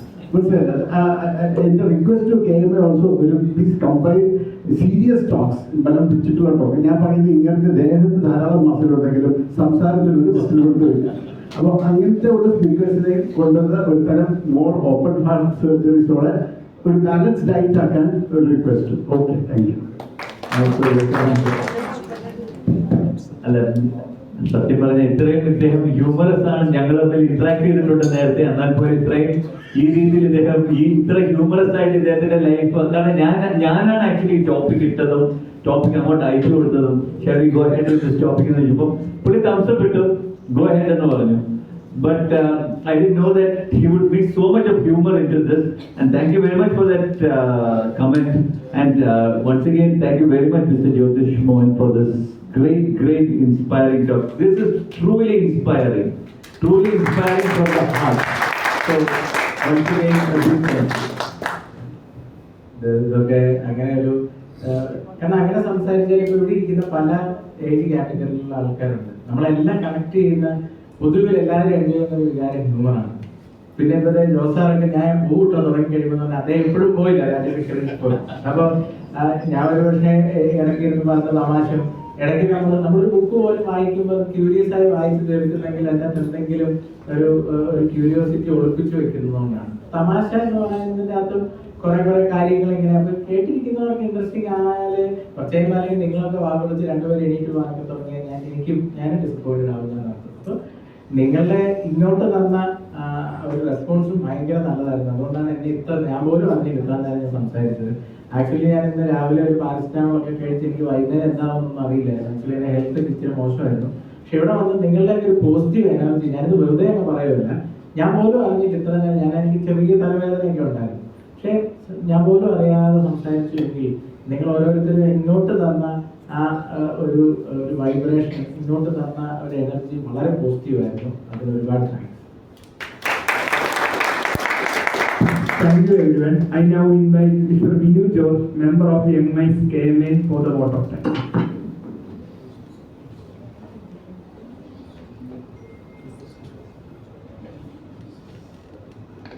Hello, distinguished dignitaries on the dais, dear KMA members, YM members, students, and ladies and gentlemen. Good evening to all. So today I was sitting there, then I thought of thinking that this is last speech probably, because we had 70 sessions and 138 distinguished speakers in this dais. Yeah, I myself was attending a lot of sessions. I must say they are very inspiring and truly learning for many people around us, including young minds like me.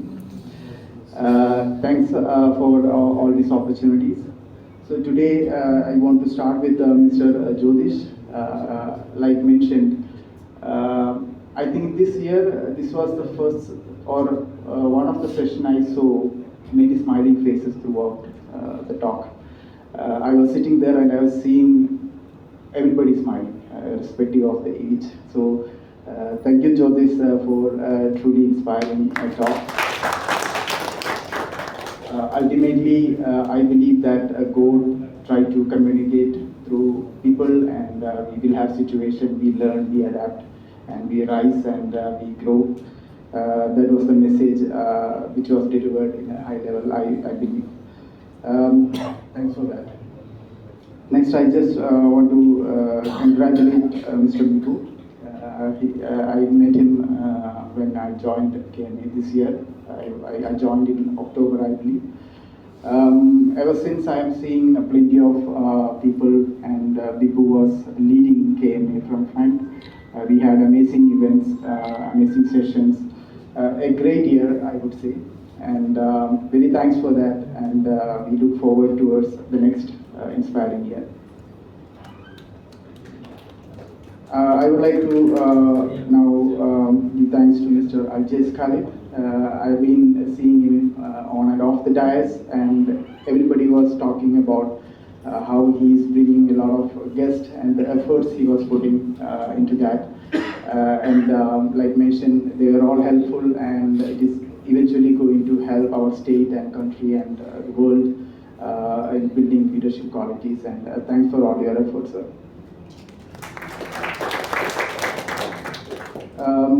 I met Nivedit a few months ago. I must say he's a very vibrant young mind personality. He inspires us, he communicates, and he's taking good effort to bring this young mind into a good action. So starting here, and like we heard, we have 50 members and it's still growing. And he also mentioned new plans, his expansion plans, which is actually ideally good for all of us, I believe. And special thanks for Nivedit for giving a warm introduction to Mr. Jyotish and for all the support. And finally, from Young Minds side, I must thank KMA.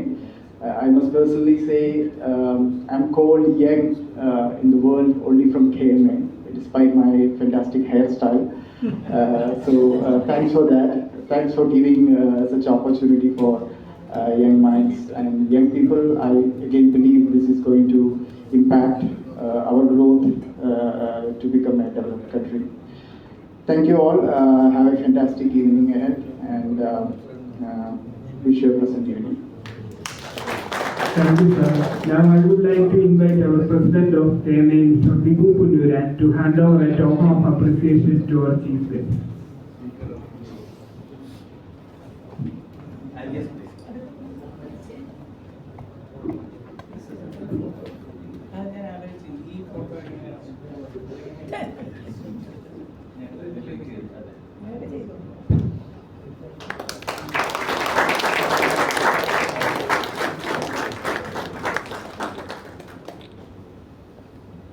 Thank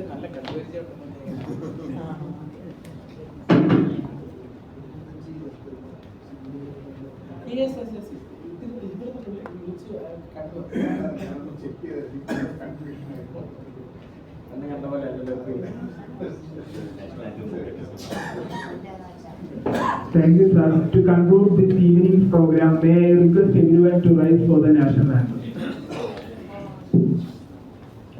Jana Gana Mana अधिनायक जय हे भारत भाग्य विधाता पंजाब सिंध गुजरात मराठा द्राविड़ उत्कल बंगा विंध्य हिमाचल यमुना गंगा उच्चल जलधि तरंगा तव शुभ नामे जागे तब शुभ आशीष मांगे गाहे तब जय गाथा जय गण मंगलदायक जय हे भारत भाग्य विधाता जय हे जय हे जय हे जय जय जय जय हे With that, we officially adjourn today's session. Thank you, everyone.